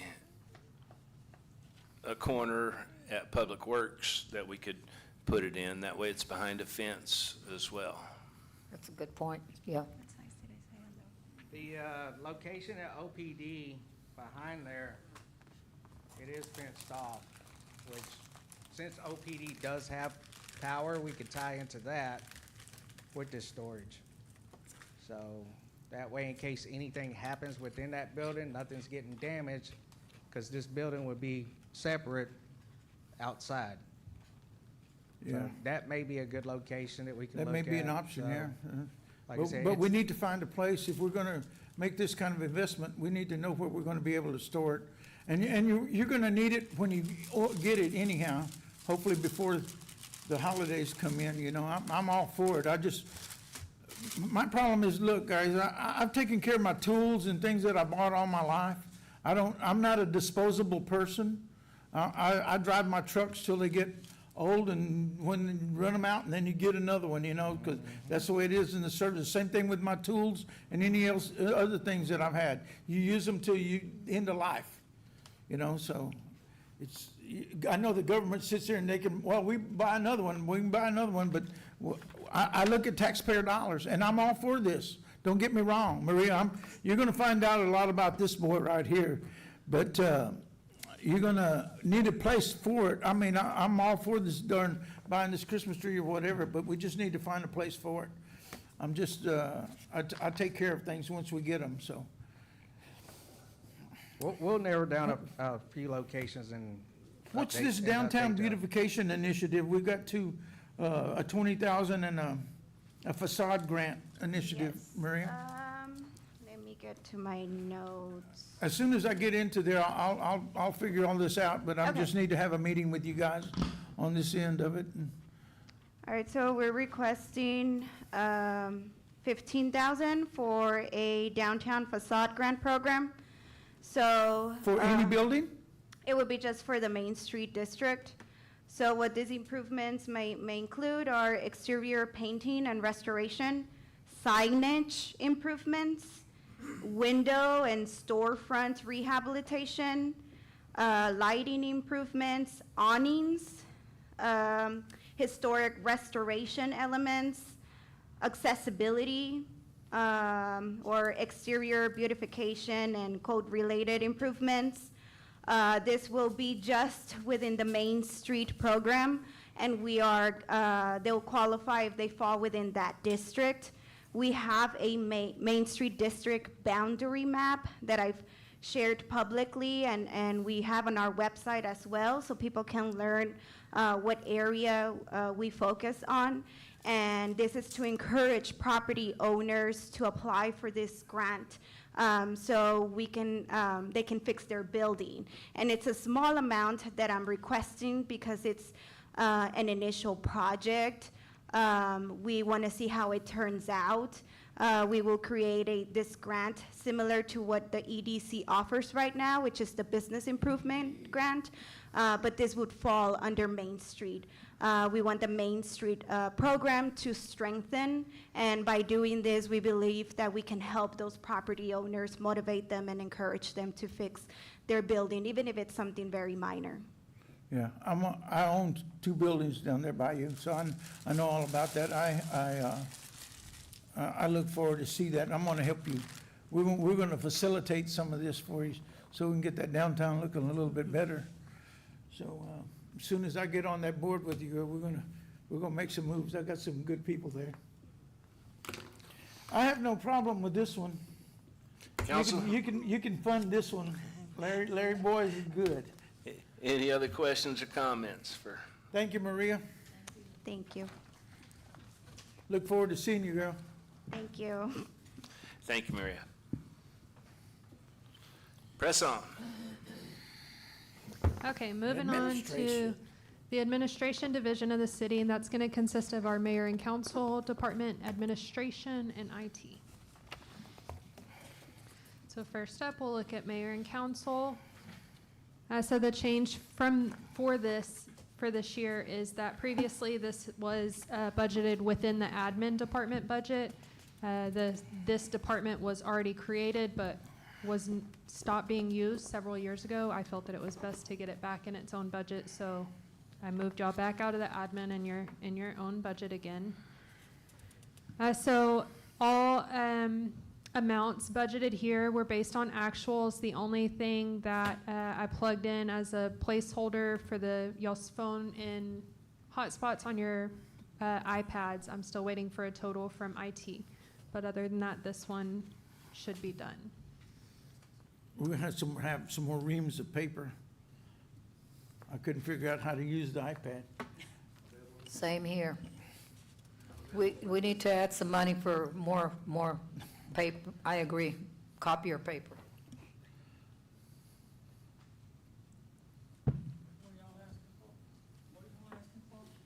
Some more reams of paper for our agendas? Well, no, we went away from that. Well, we're going back, I'm going back. Oh, my goodness. I like to be prepared when I come to the council meeting, and you should see my agendas. There, I've got marked, I've got questions, I've got this, I've got that, and that's how I roll. That iPad, if you, my little finger hits something, oh no, I turned it on, I turned it off, I can't do it. It gives me anxiety. It's nothing to it, we're just old, that's all. We're not like you younger folks, I mean, that's all it is. No, Toby needs to have a class. Nope. For you two. for you I like two my old paper timers. copies, sorry. We got away from paper, man. Yeah. We're still there, we can write in cursive.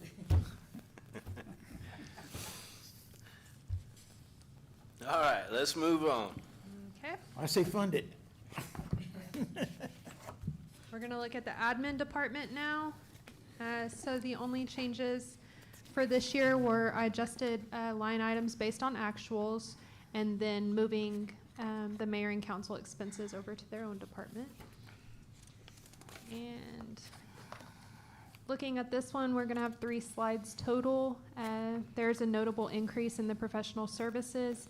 This is mainly due to a slight increase in expected engineer fees, as well as the full annual amount of the grant consultant. Another notable change is the increase in legal fees. That's based on actuals with a little bit of room for any expected contingency there. Other adjustments were made based on review and analysis of departmental needs.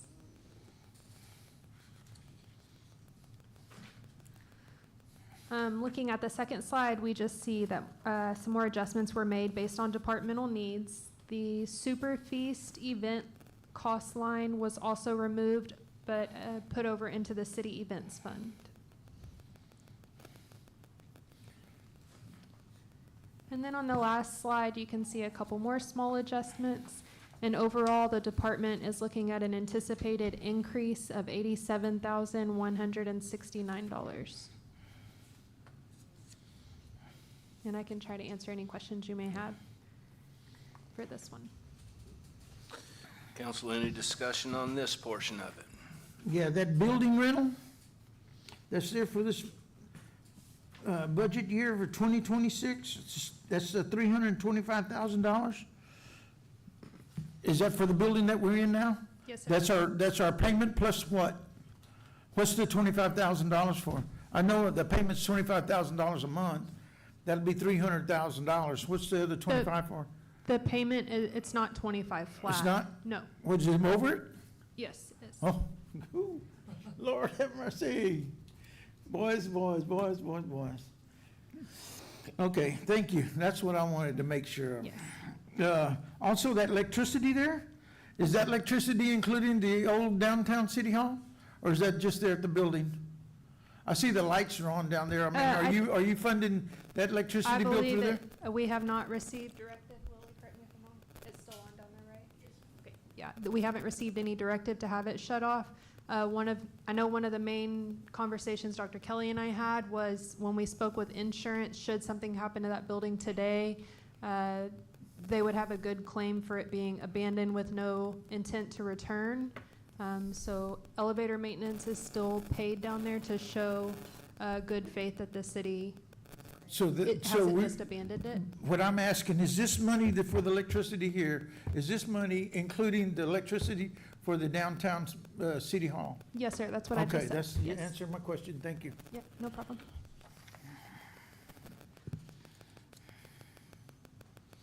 Anything else? Let's go to IT. Okay, over to IT. So his changes was the IT assistant position that he requested. And then he actually didn't request the phone app. I put it on here, but I threw it in his department for him. It is a phone app that would be for the public. We would build it out however we want. You would be able to just open that phone app and pay your water bill, pay your court bill, see city events. We do push notifications. It's just something that is offered with our financial software. I put it in here in case council is interested in extending that communication gap with the public. If not, that's totally fine. And then looking at his budget, the notable difference in salaries and benefits line accounts for that new requested position. The software contracts line was decreased by a large amount as we have restructured and allocated those costs back out to their associated departments where they originally were a couple years ago. Overall, the department has an anticipated decrease of $10,767. And Toby is ready for any questions y'all may have. I'll be the first to admit that whenever we first started having conversations about even hiring an IT person, I was thinking, that's crazy. You know, why do we need an IT guy? Yeah, it's us old folks. But now, fast forward several years, I don't see how Toby does it all by himself, to be honest with you. And I agree with you there. Because it is not just what you see going on in here. It's the police department, it's the museum, it's every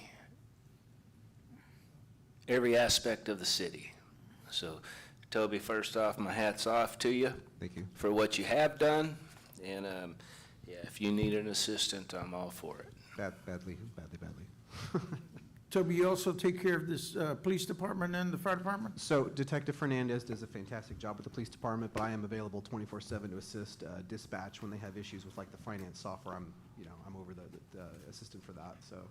So like the phone systems, cell phone acquisition, mobile device management. So the police department has the ability to focus on the specific police department software with their own person for that. So like, with the body cam footage and specialized software for, record retention and police investigations. And then I help on the other side where it's, my cell phone stopped working. I need this application. My desk phone has the wrong extensions, not working. We need new equipment. All of those things. You also take care of the museum also, right? All that stuff whenever they have all the cute little stuff for the kids. Well, so I built the interactive display for the Canon with the lights, and There I you go. programmed the sound, and I built the Hammerhead Vision display with the cameras in the eyes. Those are the fun projects. I like those. So is the libraries the county? Libraries, the county, but I do manage their phone system, so when they have issues with it, they call me and I come fix it for them. Which right now working with no issues. So you're looking for an assistant then? The technical term I would use is like a specialist, basically someone who can do all of the non-administrative things I do, so software management, break fix, day-to-day operations. I have no ability to take really any time, even if I get sick, because I'm the only one. There is no redundancy. If I get hit by a bus, the city's got like a countdown clock to find someone to replace me and try to figure out where I left off within 5 months, and everything starts falling apart, and that's not the way things should run.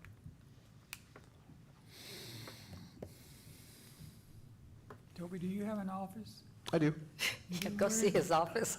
I'm working on actually improving the office, because right now it's a little bit of, it's going to always be disarray, but less so, more organized chaos. I want to have a designated spot for repairs that doesn't overlap with the paperwork and vendor contracts. And Much needed. yes.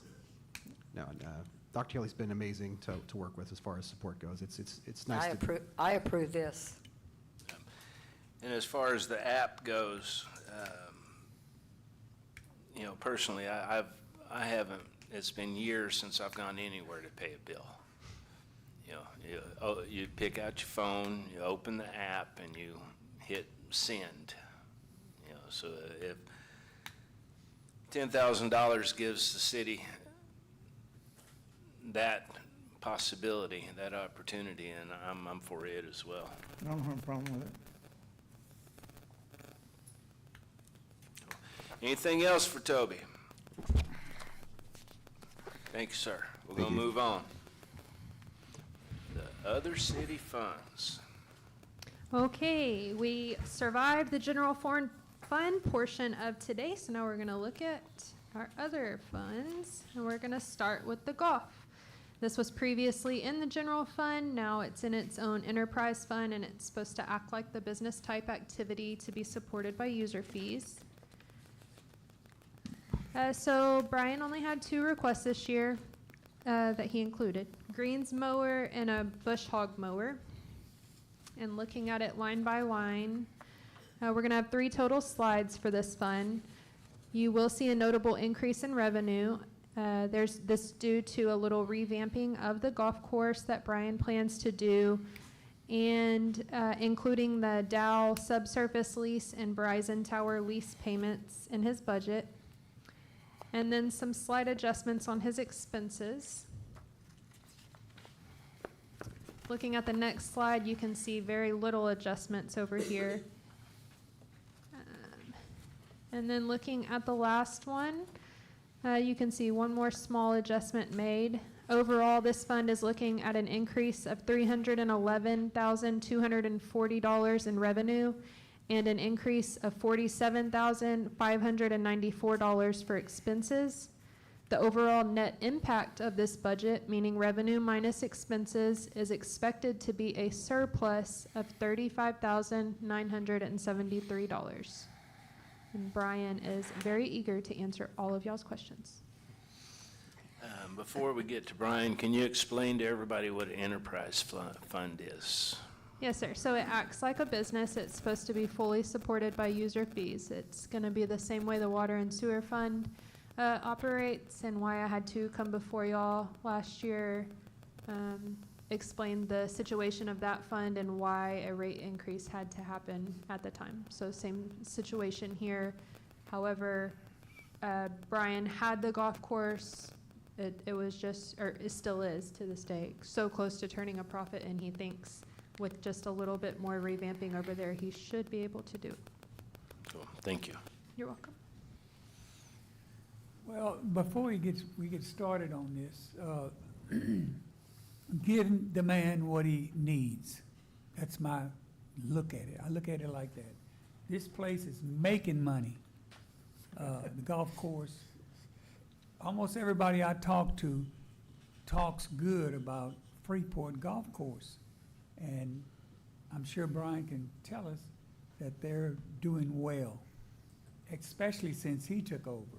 They're doing very, very well. So my take on it is give him what he needs to continue make money for the city and have a place where people coming from all over everywhere. People come from Houston just to play down here at Freeport, which is, I think, is crazy, because can you imagine how many golf courses they go by to come to Freeport? Keep doing what you're doing, brother. Thank you. That's all glory to God. I just follow his plan. Well, thank you for that. Yep. The golf course has never made money. Awesome. It's made less money, but and it's made more money, but we've always had to subsidize the golf course. Every year since I've been here for 30 years, we've subsidized the golf course. This man right here, you're right. This man here, he's done his job. I've known Brian for 30 years when he came to work for the city. He's done a great job out there. And we just spoke earlier. And what he's done, he's cut the amount that we have to subsidize the golf course. He's cut it a bunch. You're right, Winston. But I mean, we've always had to subsidize the golf course. But with him in charge out there, and like he was talking to me earlier, if they had a restaurant or a place where they could have mixed drinks or drinks there, when you have a bar and those people go out there, and let me tell you something, they don't mess around. Those are people that they go out there and they have a few drinks and shoot a couple of rounds of golf and things. So I mean, I'm not talking about you, Brian. I'm not saying you're right. I know my client. I know what I'm talking about as far as when it comes to business wise. So I mean, but you've done a great job. I mean, I've known that we had to subsidize that golf course for, shit, ever since I've known about it. I mean, we've always subsidized that golf course, so I really don't have a I'm kind of like you, Winston. Give the man what he needs. I mean, if he's just asking for a couple of things, what do you use a brush hog for? I know you don't mow no greens with no brush hog. The brush hog is for, so we have all of our, it's 100 and. Oh, the outside areas, you mean? Yes. Oh, So okay, all that. right, all right. And so, because of the manpower, it's a 17-foot, Uh-huh. so it actually covers where, yes, you go to a different golf course, they're using finishing type mowers. Yeah. But this does the job just as good. Oh, It yeah, covers more and ground. that's what it's for. It's Yeah, for all absolutely. that brush and stuff, Yeah, yeah. absolutely. And so the one we have now is, obviously we know rust, what can happen to metal here. They And so rust- we- they've- I mean, we've at the point now where this is on our third rebuild of it. I mean, Ah. we take actual metal and weld it where Yeah. pieces start to rust off, and we're just, Yeah. it's just beyond that. It's, I don't have a problem with that golf course. I know we've had to subsidize it since its original, and we can't get rid of it. I mean, there's no. I don't wanna get rid of it. It's there, it's there. So I mean, and it moved from downtown, and I remember when it moved from there, we had to find a location for it, and the only other place that they had a spot was across Catty Corner from Bucky's out there that we were looking at towards Oyster Creek, but this has been there for a long time. I know that they have some issues out there with the underground stuff, but other than that, I mean, you're right, Winston, I mean, Well, I say that, maybe I need to explain myself. I say that because it's been talked about getting rid of the golf course, getting rid of the rec center, getting rid of the museum. I've heard all that while I've been here. I've heard all that. And so that's why I say, let me say this before we get to talking, because we can say some crazy things up here. Really crazy. But that's why. That's Yeah, why. I and say- this budget, if you look at it, I mean, you've seen, it's a very conservative budget. The tweaks that I'm talking about is how do we get that gap closed to where I can say, hey, let's turning a profit to it. And so that's where I'm looking at doing what we can with that pro shop as far as the inside of the merchandise. I just think there's more room to capitalize on the merchandise part of it. I mean, you know, Larry, when we talked, I mean, Yes, it sir, was yeah. 33 members when I started, and we're now at 350. 14,000 rounds, and we're at 40,000. So as we're getting that clientele, and we are getting different clientele from, a lot from Pearland, Bay City, all areas. So I just think there's more to capitalize on the merchandise. So that's why you see a little bit where that, I think we can make up that ground from there. And it's a golf course. Every year, you know, as we get into it, we look at it next year going, okay, what changes, what happened now that I've got to make changes to? What adjustments need to be made? If it's rates, if it's cutbacks, whatever it is. So it's truly a year-by-year deal, but this is what I see is best to get it to that point we can say, hey, look, we made some money this year. And the deal is, Winston, the more money he makes, the less we have to subsidize it. And so it's a good thing. I mean, and you can't get rid of it. You're either gonna have to subsidize it a lot or let him make some money out there and subsidize it a whole lot less. So, I mean, and you're right. You hit the nail on the head this time, my brother, so it just, I'm good. I'm good too. Thank you for sticking out so long, because you were there when I was on council last time. It's 20 years. I know. I'm not that freaking old. I'm in my 50s, but not that. Great. And I'm hoping to see this year, we Yeah, come See the out ahead. numbers. Yeah. You're right. That's, of all the reports I look at in the weekly agendas, this is the one that I really pay attention to, because Brian has really done a great job of getting us closer and closer and closer, and I keep thinking this is gonna be the year. Brian, and I'm glad to hear what you mentioned to me about you getting the youth involved out there. I mean, that's a really a great thing, you know, to keep them involved, you know, in golf or whatever sports we can get them. I mean, and I'm sure that you give them a good place to go out there and knock some golf balls around, so. Well, you know, so when I first started, Yeah. Brian, is your mic on, Brian? What's that? Is that mic on? I don't know. figure out how to talk loud. But so when, when we started, we did the whole 14 and under. Because there's my story where the guy came in with his son, and the next day he wasn't there, and it's because the golf cost too much to have a son that goes and plays 3 holes and then quits. So we came up with the 14 and under, which has been a huge success. But even now that we have with the high school programs, we're seeing, I think, 17 different schools this year hosting out there. And then on top of it, we have an actual youth on course membership where 18 and under, they can come in and they can get a membership that's sponsored, that we get credit for doing that, where the youth basically come with a membership card. So now they feel like, it's a very small fee that they have to pay a month for it. Actually, 1400 is free, but the one's different, the 14 and up, like I said, they still get a membership card. So they come in and they can, just like their dad hands them the membership card for his membership, they can show that they're a member as well. And that's done really well. That's produced over 1,000 rounds so far this year. Wow. So, yeah. But, Yep. Keep it up. all right, Yep. thank you. Thank you. Thank you, Brian. Okay, gonna move to the EMS fund. This was previously in the general fund, but again, it's in its own enterprise fund to operate like a business type activity, supported by user fees. The request for this was the new ambulance. We did set aside 200,000 last year to help fund that. So overall, you see an increase in revenue of $424,899.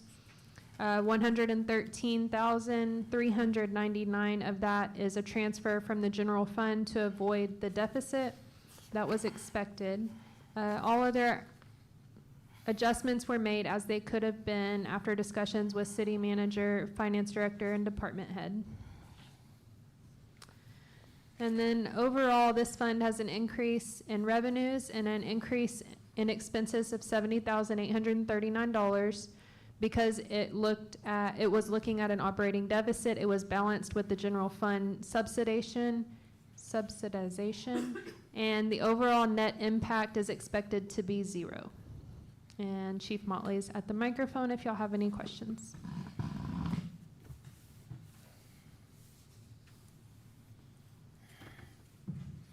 Council, any questions for Chief? No, we need it. I'm good with this. So, you're looking at a new ambulance, is that correct, Chris? Yes, sir. My fleet right now, the newest vehicles are 3 and 4 years old. They were paid by federal funds. The next 2 trucks in line and service are 11 and 16 years old. And there are maintenance nightmares on that side for air conditioning, things like that. We've even had to limp them through their age by replacing engines as well. So both of these trucks have had 2 engine replacements. So everything we've done internally to keep them on the road. And sometimes even one of these new ambulances was in the shop probably almost 6-7 months because of a pulley system. So you already had this 200,000 designated from last year? Yes, it's recommended under the So interim you're city just manager. looking at 275 this year? Yes, sir. I say we move on this one. Can't take care of our residents enough. Is the $475,000 quote still good? Yes, sir. Everything was confirmed when we met, pretty much, I would say within a week of receiving that by email for confirmation. Cool. And this is probably why we went ahead and put $200,000 in the fund last year. Well, to make I it sit down and easier had this that year. conversation. Can you save as we go along and just make it a softer hit when it comes time to pay for it? Yep. Yeah, I'm good with it. Council, any other questions, comments? Do we service Lake Jackson include Richwood? We do if we're called for mutual aid, and they return mutual aid back to us as well. But they're not our 911 service area. But you'll also help in Dow when requested, correct? Yes, we did during the Olin release. Yeah. Dow was too busy to handle their other facilities. We went and took care of another emergency there. And those services are billed out as well. Do we get any help from them as far as finances? Or how does that work? Y'all just kind of That's- trade back and forth? On calls, Yeah, well, I mean, if they're using our stuff year-round, I would think they would It's as needed. Just a Dow neighborly typically thing, has it's a 17 common people on sense. staff, Yeah, and this is a rarity. We went in their facility. I want to say this might be the first time I've ever stepped foot on a call into their facility, but they had a major incident going on at the same time that day. And then we traded back. Hey, can you come find out what this smell is? So their health and safety people come out and help us on that side as well. They've had to pull back a little bit because that's financially, they're looking at their side as well, but they've also offered us technical services that would cost us a lot more money. So there's some trade-offs there. I don't have a problem with that. We've always done that out for Jones Creek and everything else, you know, so. Okay. As far as being, you know, them picking people up or whatever, I mean, it's still Jones Creek people, doesn't you have know? a, ambulance, does it? It's people, you know? No. What was that? Yes, sir. Jones Creek doesn't have a, ambulance. We used to run that territory until they created an ESD over there, and we don't have a contract to service anymore. So we stop roughly where, right past, not Slaughter Road, but 330, right in that area, or Old Patty's Place. Remember that's at? Right in that, right in that general area. There's an imaginary line we find divide between each other to take care of. Actually, the EMS for us runs all the way up to the Jones Creek bridge itself. That's outside the ESD, but fire stops right before that, before the roadside park.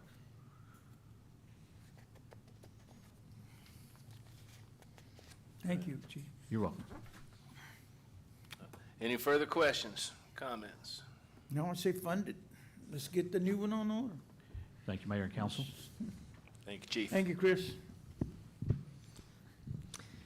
Okay, gonna move on to the utility fund, and that's gonna consist of waste disposal or solid waste and water and sewer departments. So we'll start with waste disposal. This was previously in the general fund. It is now moved over to this enterprise fund with water and sewer. So the proposed changes for this department, we moved the revenue and the expenses from the general fund. We propose a new admin fee of 8% for contract management to generate additional revenue in this fund. And then a rate increase per the CPI as stated in the contract has not happened for the past 3 years and has been brought up by our service provider to be requested to be done. So that change has been made. Looking overall, there's an increase in revenue as expected, and that accounts for the CPI increase and the admin fee that I just mentioned. The expenses have a small increase to also account for the CPI increase, as well as the large trash bags that we buy from City of Lake Jackson and resell to the public here. There's an overall increase of $82,000 for revenues and $11,500 for expenses. The overall net impact of this budget, revenue minus expenses, is expected to be a surplus of $141,100. And I can answer any questions about that one. We have a new law from the legislature that decreased the amount, the percentage we can collect for franchise fees. Yes. So is that included in that, or do we need to look at that? No, that email was received from Dr. Kelly while I was on vacation this week. Okay. However, I believe that's going to be a contract revision too. It's written in our contract explicitly 10%, so. Correct. But that'd be a pretty substantial drop Just- to 2%, so. Their franchise fee revenue is budgeted at $50,000 right now. So basically, we're looking at a $50,000 increase? I'm sorry, can you say that? From the again? 815 to the 862?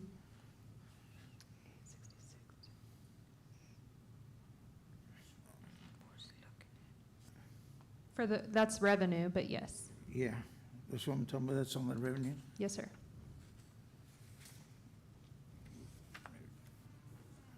Actually, how much time is left on that contract? That's the question I was gonna ask. How much time? Approximately, I mean, off the top of your head? I'm pulling it up right now.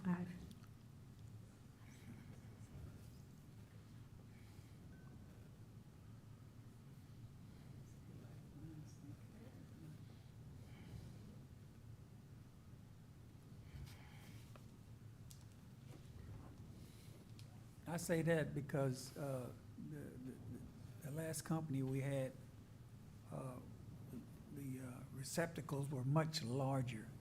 You could only put 2 trash bags in.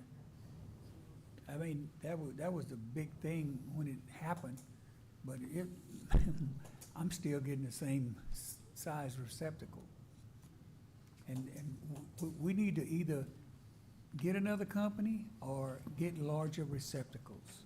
It doesn't make sense to. No, that makes a lot of sense, Winston. Well, I'm just saying, we've had those large receptacles for years and years, and all of a sudden, they signed with this AmeriWaste, which there are so many complaints with these guys. It goes through January 31st, 2029. 29? Yes, sir. Well, I mean, 3 just a more question. We need to rethink when it comes time for contracts, because, Yep. I mean, we want to serve the public, and the public complains all the time about these people. I mean, me personally, they, you know, they got people on the back of those trucks, and man, they tear your, it seems like they wouldn't be able to, but they do. They tear that lid that comes off, they tear that thing off all the time. And it takes them a month or 2 to come and repair it, to, you know, to repair that lid, replace it or whatever. And so animals can get in your receptacle and throw trash everywhere. You know, it's just, they're not user-friendly, I'll put it to you like that. You know, they've signed the contract, and so, to me, that's all. You remember, we've had them in here complaining, with some of the citizens complaining, and that's why they came to try to talk with us and let us know that they'll, any problem that you might have, just call that number that's on the receptacle, and they'll come out and fix it for you. That's not true. That's not true. I know from personal experience that's not true. I'm still waiting on them to come fix my lid on my garbage can that they tore up. You know, the ones that they come out with the arm and pick it up, it doesn't damage them like the guys.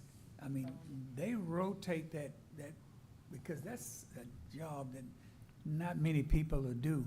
And so therefore people, their turnover is great.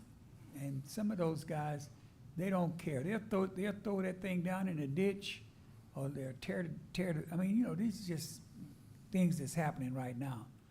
Or they'll turn them upside down. They'll leave them upside down. So that's why I was asking about the contract. So we got, what, we got 3 3 more years. years. We got 3 more years that we have to put up with them. But I just want, I may or may not be on the council then, but we need to address some's got to give. Because I don't know, the amount that the city charge the public and the amount that they charge the city, is that, did you just read that off? You didn't read that off, did you? No, sir, but we charge, it's a pass-through charge. It's what? It's a pass-through charge, so what we're charged by AmeriWaste, we bill back to the customers. This budget right here includes a proposed administrative fee rate added on top of that for contract management. And how does it, So the difference to a customer would be, for one, if they have one trash cart, $3.85 a month. okay, that sounds good. Hey, I went and turned on the water to my place down there, and they charged me for a dumpster, and I hadn't even got a dumpster, and they charged me for garbage. I mean, Yeah. I just griped about that the other day to the lady up there. I mean, I got my water bill, and there's $20 charge for a garbage cart, and I don't even have a garbage cart. Yeah. I mean, Well, there's a lot of complaints with this and AmeriWaste. And you're talking about the lids? I've got mine zip tied. I just took 3 holes and put a tie wrap on it to get my lid to where it would function Yeah. even properly. Otherwise, it'd be hanging off the side of the dumpster. You're correct about that. Yeah. Well, it's because the way they dump it. The way they dump it and the way they throw it down. It's plastic, so, you know, you can only do that so many times. And the problem is, if they got it in their contract that they're supposed to take care of it, we need to revisit that contract and look, if they're not fulfilling their contract, you know what? We don't have to fulfill ours. You need to look at it like that. All right, we're ready to move on? Water and Sewer Department. Okay, let's take a look.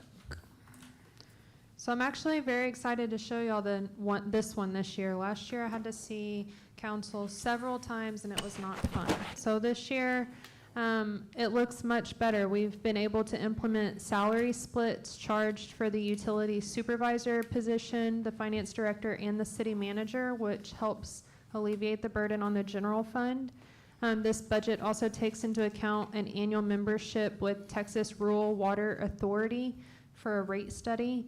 And then it also leaves money in there for capital outlay projects to be determined as we move along. Looking at the first slide, we see a very large increase in revenue projected here. This is due to last year's rate increase along with fee changes that we implemented, combined with more accurate meter reading results that we are seeing now. Looking at the expenses, you see the increase in salaries and benefits here, and that's due to this fund absorbing some of the cost of the positions I just named. On the second slide, we can see the projected increase from BWA. I have not received that rate for next year just yet, so I assumed a 3%, I believe. So that's likely going to change. I also assumed the CPI increase for the Veolia contract line as well. Additionally, there's increased software contract costs that we're going to see. That's due to the kiosk in the lobby. The kiosk takes water bill payments, so this fund will share some of that cost as well. On the last slide, you can see some adjustments made for actual needs here. One being the transfer from this fund to the general fund. We spoke about it last year. Several years ago, the water and sewer fund had no cash in it and had to take a cash loan from the general fund and has been repaying it back every year. This year will be the last payment to repay the general fund back. The department has an overall increase of $2,124,155 for revenues and an increase of $493,926 for expenses. The overall net impact of the budget, revenue minus expenses, is expected to be a surplus of $1,630,229. And now I can try to answer any questions you may have about this one.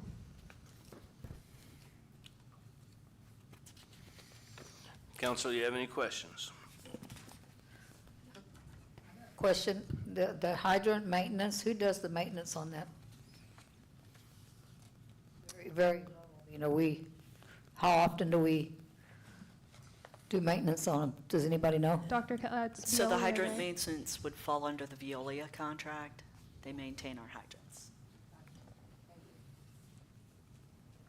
So there was a few lines in here when I spoke with Nick that Veolia is actually responsible for. However, I know that the city has many needs in this area, and since there was such a large increase in revenues, I told Nick I felt we should keep money in here for this year, and let's see another year now that we're on the up and up in this fund, maybe see what we'll need and look at it again next year.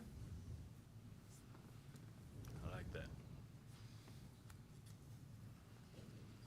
Anyone else?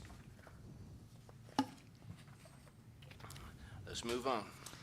Okay, then very quickly, we're going to take a consolidated utility fund overview look, just to see the overall impact. So here we'll see our combined revenues between the garbage and the water and sewer, and then our combined expenses for garbage and water and sewer. The overall net impact of the budget is expected to be a surplus of $1,771,329, which is very ideal so that we can build those cash reserves up in this fund that was almost non-existent a year ago when I came before council. And that cash reserve could be used for, Anything we see Capital fit. improvements. Anything we see fit. as long as it pertains to the utility fund. Yes, correct. This would also help, if we have one-time maintenance expenses that we foresee for a year that are, we would have that reserve there to dip into instead of having to say, oh, we got to raise the rates to afford that. So it's very important to be able to build that up. I like the way you're thinking. Any other questions there or comments? Let's move on. Okay, now we'll look at our capital funds, and we'll start with the streets and drainage fund. And these fund presentations should go pretty quick now. So for the streets and drainage, we put in $500,000 for a drainage improvement project to be determined at a later date. To look at this,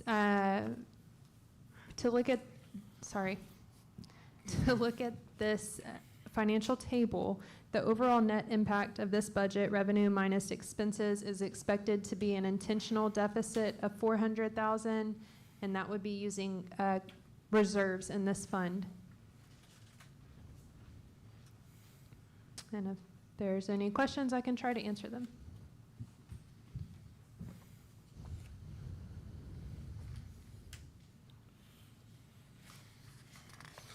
Let's move on. Okay. Facilities and Grounds Fund. So earlier, we heard Chief Motley mention the emergency generator installation that he needed. We heard Chief Howell with the PD lobby security upgrades and the interview room creation, and those are going to fall within this capital fund here. Again, you can see that we budgeted for an intentional use of reserves for a very minimum amount, a whole whopping $1,000. So that would be the intentional deficit we would look at here to fund those items.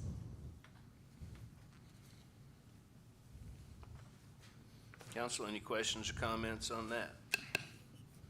I'm good with it. Okay. The $10,000 for creating an interview room, I assume that is remodeling an existing room. Okay, That's a Chief, little excessive, but I mean, Chief Howe's back there nowadays- shaking her head yet. Yeah, It probably possibly includes, would. probably Nowadays- includes furniture and. yeah, that nowadays, I mean, it's, Yep. it's like a drop in the bucket almost. Yep. All right, any other questions or comments on that one? Let's go to Vehicle and Equipment Fund. Okay, we're almost done. Hang in there with me. So this one is the capital fund that's usually going to have the most requests. So we have the generator installation is listed here, and it shouldn't be, sorry. Should have 3 PD units. The UPS backup that is not included in this budget. She's getting a grant for that. It has new K-9 officers, a new ATV beach unit with equipment that could possibly be funded, a portion of it be funded with a grant, a new road counter with a speed detector, that new ambulance for Chief Motley.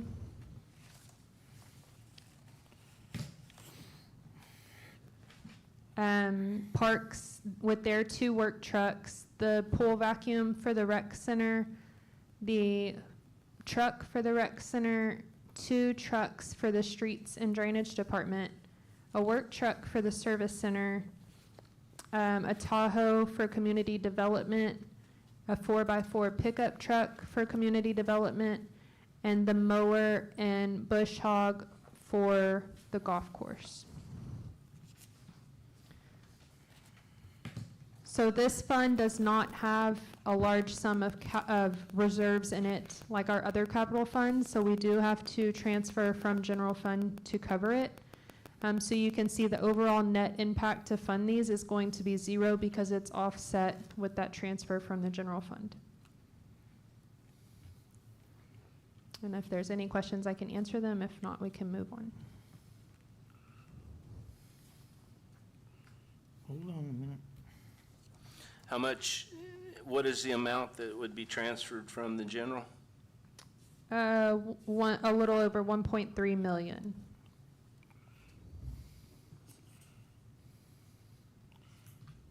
Okay. That's for the equipment? Yes, sir. 1.3.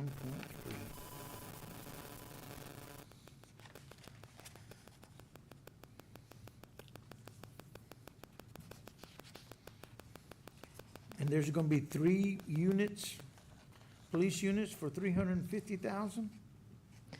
Yes, sir, and that number may change. Sorry, I think at the time when I was creating this, I just went back to whatever number we plugged in last year. Yes, and that's with equipment, and so this is the anticipated kind of increase that we're expecting. They don't have us the new quotes to be able to give us for the 2027 builds, so that's just kind of our estimate over.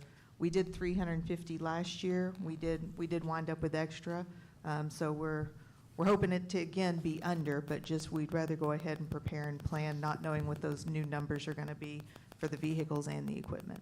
So what is the equipment entailing in the car, the radios and? Radios, cameras, the lighting equipment, the divider, the window bars, the holders for like our shotguns, rifles.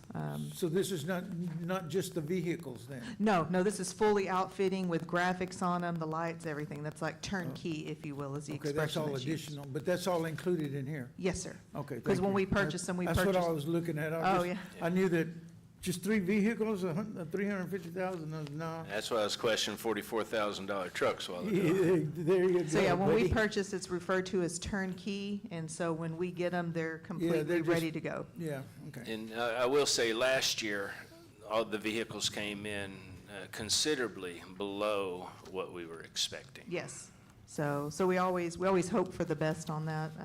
It's just sometimes hard when they don't have the numbers yet for us to be able to give the numbers, so we'd rather shoot high and come in under and have money left over. Okay, Chief, also the K-9s? That's 30,000? So that's That for the both of them? Yes, so that's kind of an estimate on that as well. There are some grant opportunities that we're hoping to be able to be a part of. And so, we had the one K-9 that passed away, and then the other one that just recently retired. Yeah. And then the city did receive an insurance settlement from that. Finance had located that and made that notation. And so, like I said, we are hoping to be able to again, even make that less with grant money, but I'd rather go ahead and aim high and then have money left over than have to come back and ask for more. Okay. Thank you, Chief. Anyone else? Let's move on. Okay, going to quickly talk about the Port Settlement Projects Fund. This is the settlement that the city received from the port. We plugged in a placeholder of 1.5 million for City Hall. This is obviously a conversation for a different time on what council's and the public's desire is for ultimately where we will end up for City Hall, but we did put that placeholder in there so that it's there when council decides. So we currently pay $27,000 and change a month to lease our current facility. That lease expires May of next year. I understand you had quotes previously to rehab City Hall at 1.2 million. We plugged in 1.5, assuming some type of CPI on costs for materials and labor, or if you want us to shop around and buy a building, but it is not sustainable for us to keep paying $27,000 a month in rent. Yeah, and I believe that 1.2 million that you're talking about for the old city hall,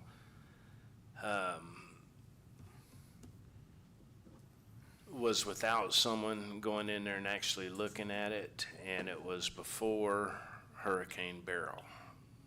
So if I'm not mistaken, the last time we seen a number for the city hall, it was closer to the $8 million. Where do we stand on our lawsuit? Say it You know, again? What about that lawsuit we have for, are you talking about our city hall over here downtown, the old one? Are we waiting on a Cabo Rubius or something? What's going on there? That's conversation for another Well, day. regardless, because that's money we might get back too. Yep. Yeah. But regardless, we do have 1.5 set aside for there, but I don't want anybody This is to. just 1.5 for this budget year, right? That's 1.5 that we have earmarked. For this budget year, or this coming 2027? We've had it earmarked there for 2 or 3 years, and it just keeps rolling over. Okay, so we had it in 2026, 25, 26? Yes. So this one here is gonna be 26, 27, right? I think somebody needs to start making a move on it if we need to be out of there by next May or so, whenever that situation gets involved. I mean, there's no sense holding our feet to something and then wait till the last minute to try to do something. I think you need to revisit that or whatever here pretty shortly. Yep. I mean, we need to either agenda it or whatever we need to do, but somebody needs to make a move on it. A leakage of $27,000 a month, I mean, it's coming out of taxpayers' money, buddy. Yep, we need to make that decision soon.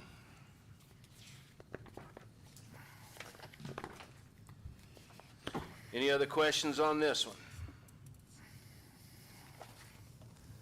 Special revenue funds. Okay, so this one consists of several small funds. We should be able to move through it decently quick. So first, we'll look at the 2020 bond fund. So in discussions with the city manager, there's still a little over 1 million, I believe, in reserves that have been sitting there. So we did plug in 500,000 for a street improvement or drainage project to be determined at a later date by council. Looking at the overall impact, it would be an intentional deficit and one-time use of reserves for 470,000 in this fund. And that's it. If there's any questions I can try to answer. If not, we'll go on to the next one. Council, any questions on that?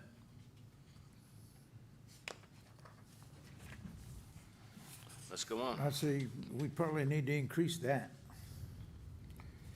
We've got some major Right. problems we need to get taken care of. That's a good place to start, though. So looking at our 2021. Doesn't mean we have to end there. Huh? That's a good place to start. Doesn't mean we have to end there. That's a place, but I mean, it's not nowhere near what we need. So- Nowhere. So the 2021 bond fund, this one was issued for water and sewer related projects. So we plugged in 500,000 again out of reserves that are in there. And for this one, it would be targeted toward a project for water line upgrades.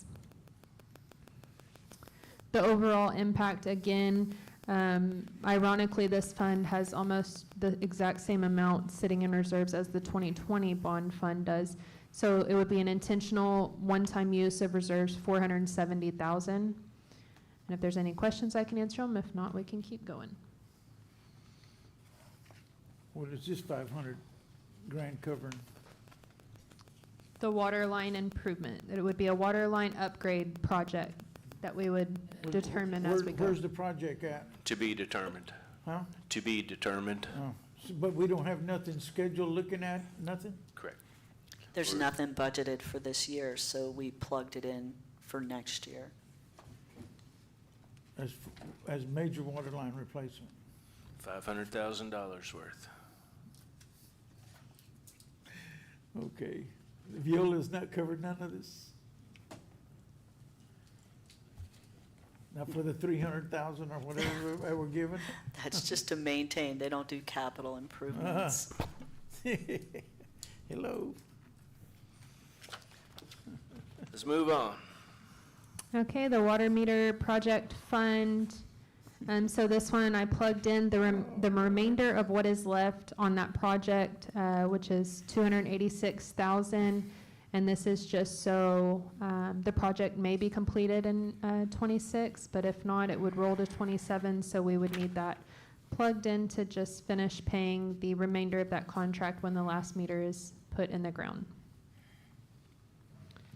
And obviously that would come out of the reserves that are sitting in there from the loan that we received, or the loan proceeds that we received for it.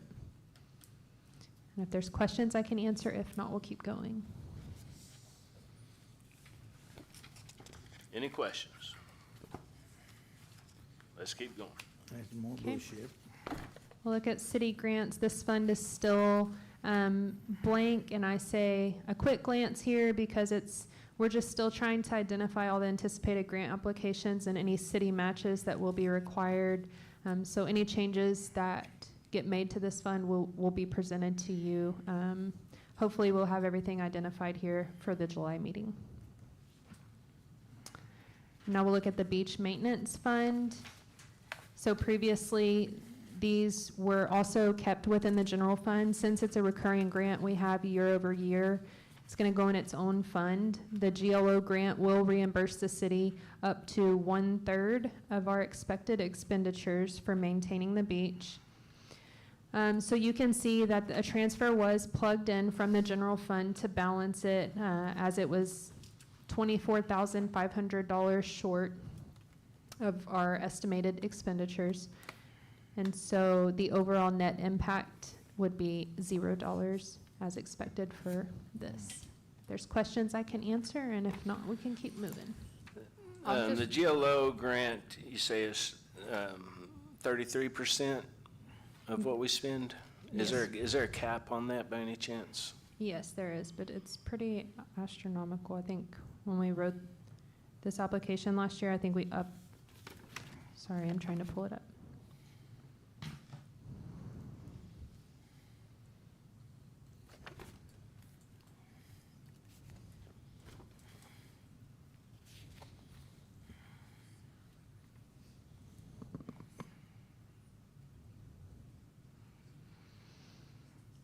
So the way we wrote our application, the absolute max reimbursement by the state would be $473,000. That's if the city invests $710,000.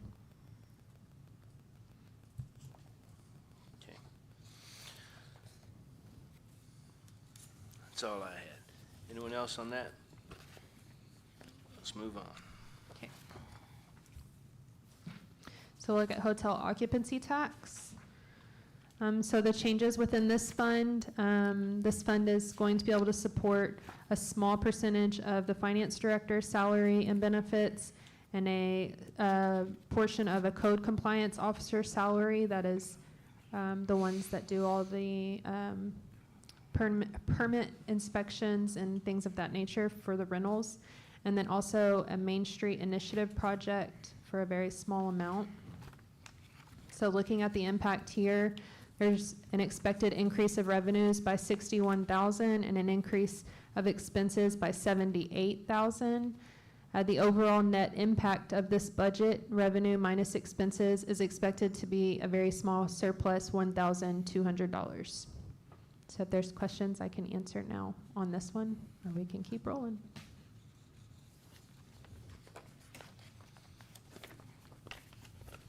I don't hear anything, so let's move on. Okay, we'll look at court technology. So overall, there's a decrease of revenues by $7,000 here, and that's because recent law went into effect that these funds now had to go into a new consolidated fund you'll see in a few moments. So there's no change in expected expenses. The overall net impact of this budget is expected to be a small surplus of $300. If there's questions, now would be the time. If not, we're moving. And we're moving. Okay. court security fund. So this fund is actually going to take on 80% of the warrant officer bailiff salary, which again helps alleviate the general fund paying for it. So overall, there is a decrease of revenues by $7,000 here, and that's due to that same law where these funds, these fees now have to go into that new consolidated fund. There's an increase in expenses for that portion of the salary that it's going to take on.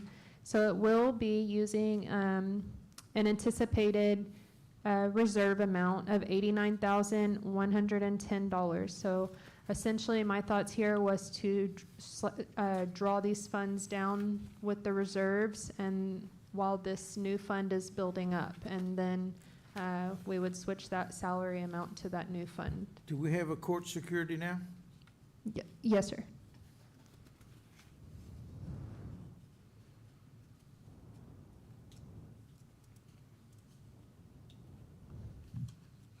Wow, getting a salary increase then? Did you say a salary increase? I mean, here you just had on the, let me see, this is 2025 budget, 9,000. Well, you don't have nothing in there, okay. But we're just adding the salary now for the 2027 then? Correct. Yes, sir. It would be taken on So there's- 80%. There wasn't nothing this year? No, sir. This would be new. So this is an additional? This is not a new position, but this would be a new way of splitting that salary instead of it all being funded by the general fund as it has been year over year. Wow. Okay. And instead of just all coming out of the general fund, it's Yeah. gonna come a portion out of Yeah, the court security I fund. know what the general fund is, but we didn't have one before. All right, let's move on. Okay, and here's that new consolidated court security and technology fund I just mentioned. So it's a new fund. So there's going to be an increase in revenues of $17,000 and an increase in expenses. I plugged in $17,000. My goal or my thinking, again, like I mentioned, is that we would try to draw down those other two funds while we let this one build up.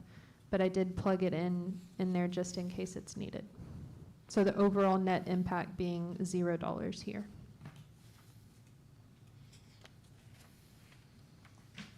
Any questions there? Where does the increase in revenue come from? So when the fund initially went into effect, there was still leeway where they're paying kind of that time lag between when the tickets were written or the fines were due versus when they're paid versus whether it's going in this fund before this date or this new fund. So now after some time since that law went into effect, we're seeing that increase in revenue.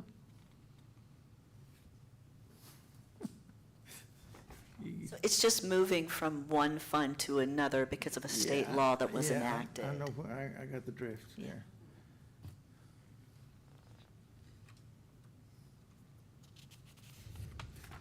Jesus. Let's move on. So the State Narcotics Fund, also known as Chapter 59.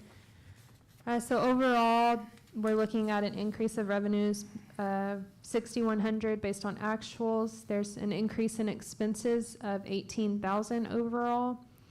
The overall net impact of this budget, revenue minus expenses, is expected to be a small deficit and an intentional use of reserves of $3,500. And those are just anticipated needs that Chief Howell felt we needed to put in there. For several years, we've been letting this balance kind of build itself back up again as well. So if there's questions, I can answer that now. If not, we'll keep going. Here's the plan reviewer again, $100,000. My God, people. Okay, we'll keep going. So looking at the TERS fund. So the plan changes here would be this fund getting 10% of the finance director's salary, again, taking that a little bit of a more burden off the general fund. And then the plan reviewer position, building inspector, 50% funded by TERS. So looking at the overall impact, it would be an increase of revenues of 20,000 based on actuals and a decrease in expenses by a little over 52,000. So overall, the net impact of this would be expected to be a surplus of $252,817.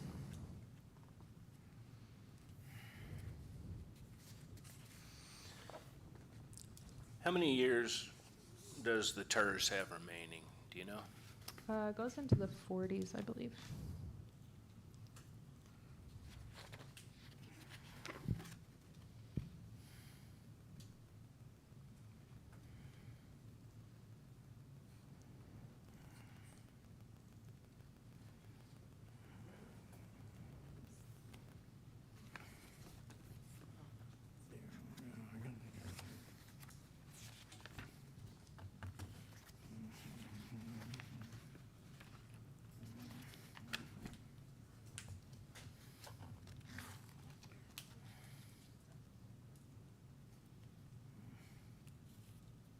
December 31st, 2049.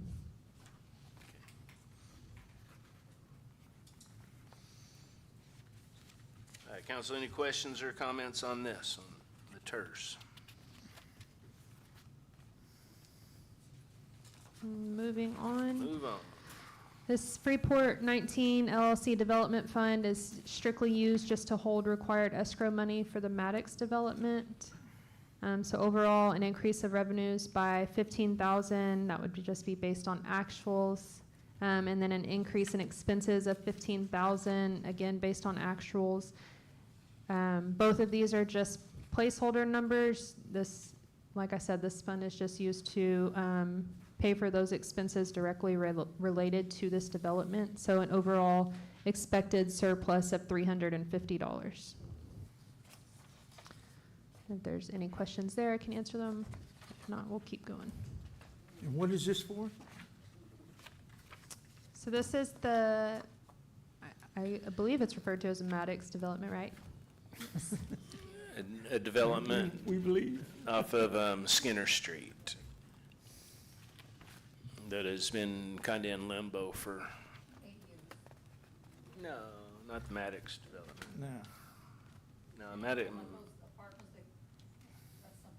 No, the Maddox development, it has been in limbo for probably a couple years now.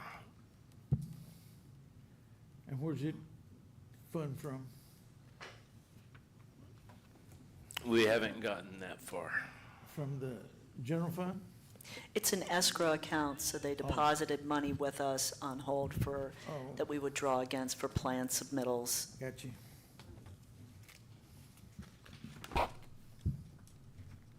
Okay, moving on to our other funds. We're almost done, everyone. So our Civil Service Commission Fund, obviously this one's a newly created fund after the election. So this is going to be funded by a transfer from the general fund. So there's a plug-in number, 46,500 from the general fund with an overall net impact to be zero. All expenses were based on actuals. Any questions here?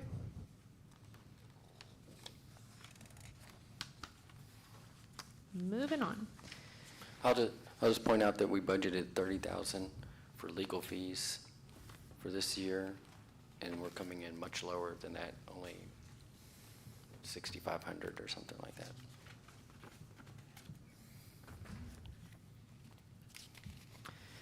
So this fund, the general fund contingency fund, is actually an old IT equipment fund. It was stated in the budget document in 2024 that it was going to be closed and combined with another capital fund. However, that did not happen. So it's sat open on the books, collecting interest each month. Because of this, I spoke with our auditors. I felt this fund could be best to be reassigned and just used as a contingency fund. It already has a small balance in it to get us started. So with that being said, I left a highlighted reminder in here for me if we want to discuss this when we get closer to some final numbers for this budget and take a transfer from the general fund to get a good balance in here started. Ultimately, this entire fund would still be up for discussion. And then my thoughts are each year, you know, a certain percentage of general fund expenditures would be budgeted for any circumstances. That being said, anytime we would need to use this to transfer it back to general fund, it would still require council to make the budget transfer approval before we could spend it. So we're gonna take it out of the general fund? So The transfer? to Money get for that? to get this balance up, yes, my thoughts are right now, this hasn't been Oh, there. so So maybe we put our heads together, decide on an amount to try to get a good nest egg in this fund, and then each year we would take 2% or 5% of general fund expenditures and plug in that we would be able to spend if an unforeseen circumstance comes up. It's basically just a rainy day fund that would still require council approval to Yeah. spend. Rainy day, yeah. Okay. Rainy day fund. The city EDC projects fund. So this fund Fuck off. is the fund used to account for the annual payment. Sorry, I lost my train of thought. The annual payment transferred to the general fund to offset the Main Street coordinator position. The payment comes from the EDC. I believe the contract is written that it can be designated for a project by both entities. I'm not sure. All of this is still under review, but, is going to be reviewed. But that being said, the revenue for that payment is plugged in as well as the amount of the expense. So the EDC has an operating agreement that they pay the city for the space that they use, and then they have designated that $19,365 is their contribution to Main Street. And you got a special events for $104,000? I don't think we're in that fund yet. Oh.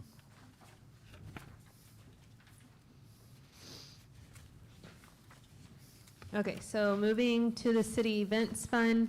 So this fund was just created, so obviously everything's gonna have an increase. 204,000 for revenues, 172,000 of that being a transfer from the general fund. And then an increase in expenses of 204,000. The overall net impact of this fund expected to be 0. And Dr. Kelly mentioned it earlier, but I did have it in my notes to say that with speaking with departments, they were told that they would have a 10% of their cost of events fundraising goal set. So hoping to get some good partnerships and donations going to help fund these events that we put on for the community. So previously, all these events, each department had a little piece in their budget, so you didn't really see all at once how much we're spending on, say, River Fest or Christmas on Main or Halloween. So now you see it all in one space.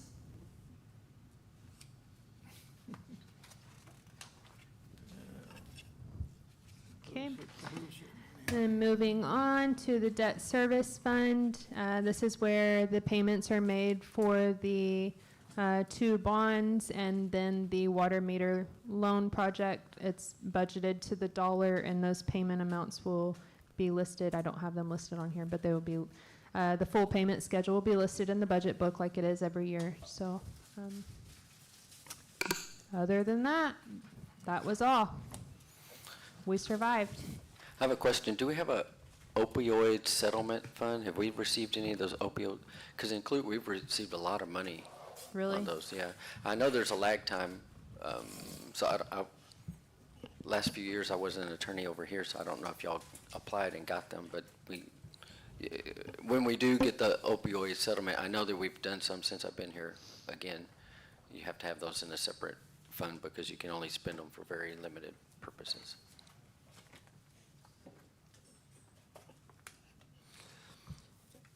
Ashley, I want to thank you, as well as the rest of the department heads, for the time that y'all have put in to this process already. And I know we're nowhere near being finished. A question I have for you, in the past, whenever we have gone through the initial portion of the budget, we were told, you know, these are the wants, these are whatever. This is what we can afford and this is what we can't afford, or this is what we have left over, or what have you. The budget as you have presented today, do we feel confident that if we were to pass this completely, we would be in good shape? I need to add in I believe for parks, it went from 2 positions to 4 positions. Was that the only change? I marked them as we went. I'm just a little brain dead at the moment. We need to finalize how much we're going to get in taxes, how much we're going to get in property taxes. Before I came before you today, we were at a surplus, general fund surplus of 146,000, which is cutting it very close. So I just need to nail down a few more things. Okay, cool. All right. So when we come before you in July, I just want to let everyone know it will not be near this intensive. So it will be more of an overview, more of a, okay, here's our what our totals were last time, and here's any changes, and then that's it. It won't be line by line detail. It will only be focused on any changes being made. Good. And hopefully by then we'll have all the information that is needed. Correct, yes. Okay, good. Great. What we need to do is look, see where our tax rate's gonna fall. Well, that's, So I can't look at that. That's why I said it until I get those values. Have we got a figure on the appraisals yet from the county? Until I get those values certified in July. There you go. yep, that's, So. yep. Cool.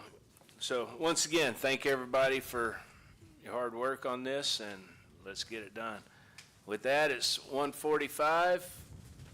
We beat the timeline by 15 minutes, deadline. I'll entertain a motion to adjourn. We have a motion by Councilwoman Morales. Is there a second? Seconded by Councilman Rosso. All those in favor state aye. Aye. All opposed state nay. We are out of here.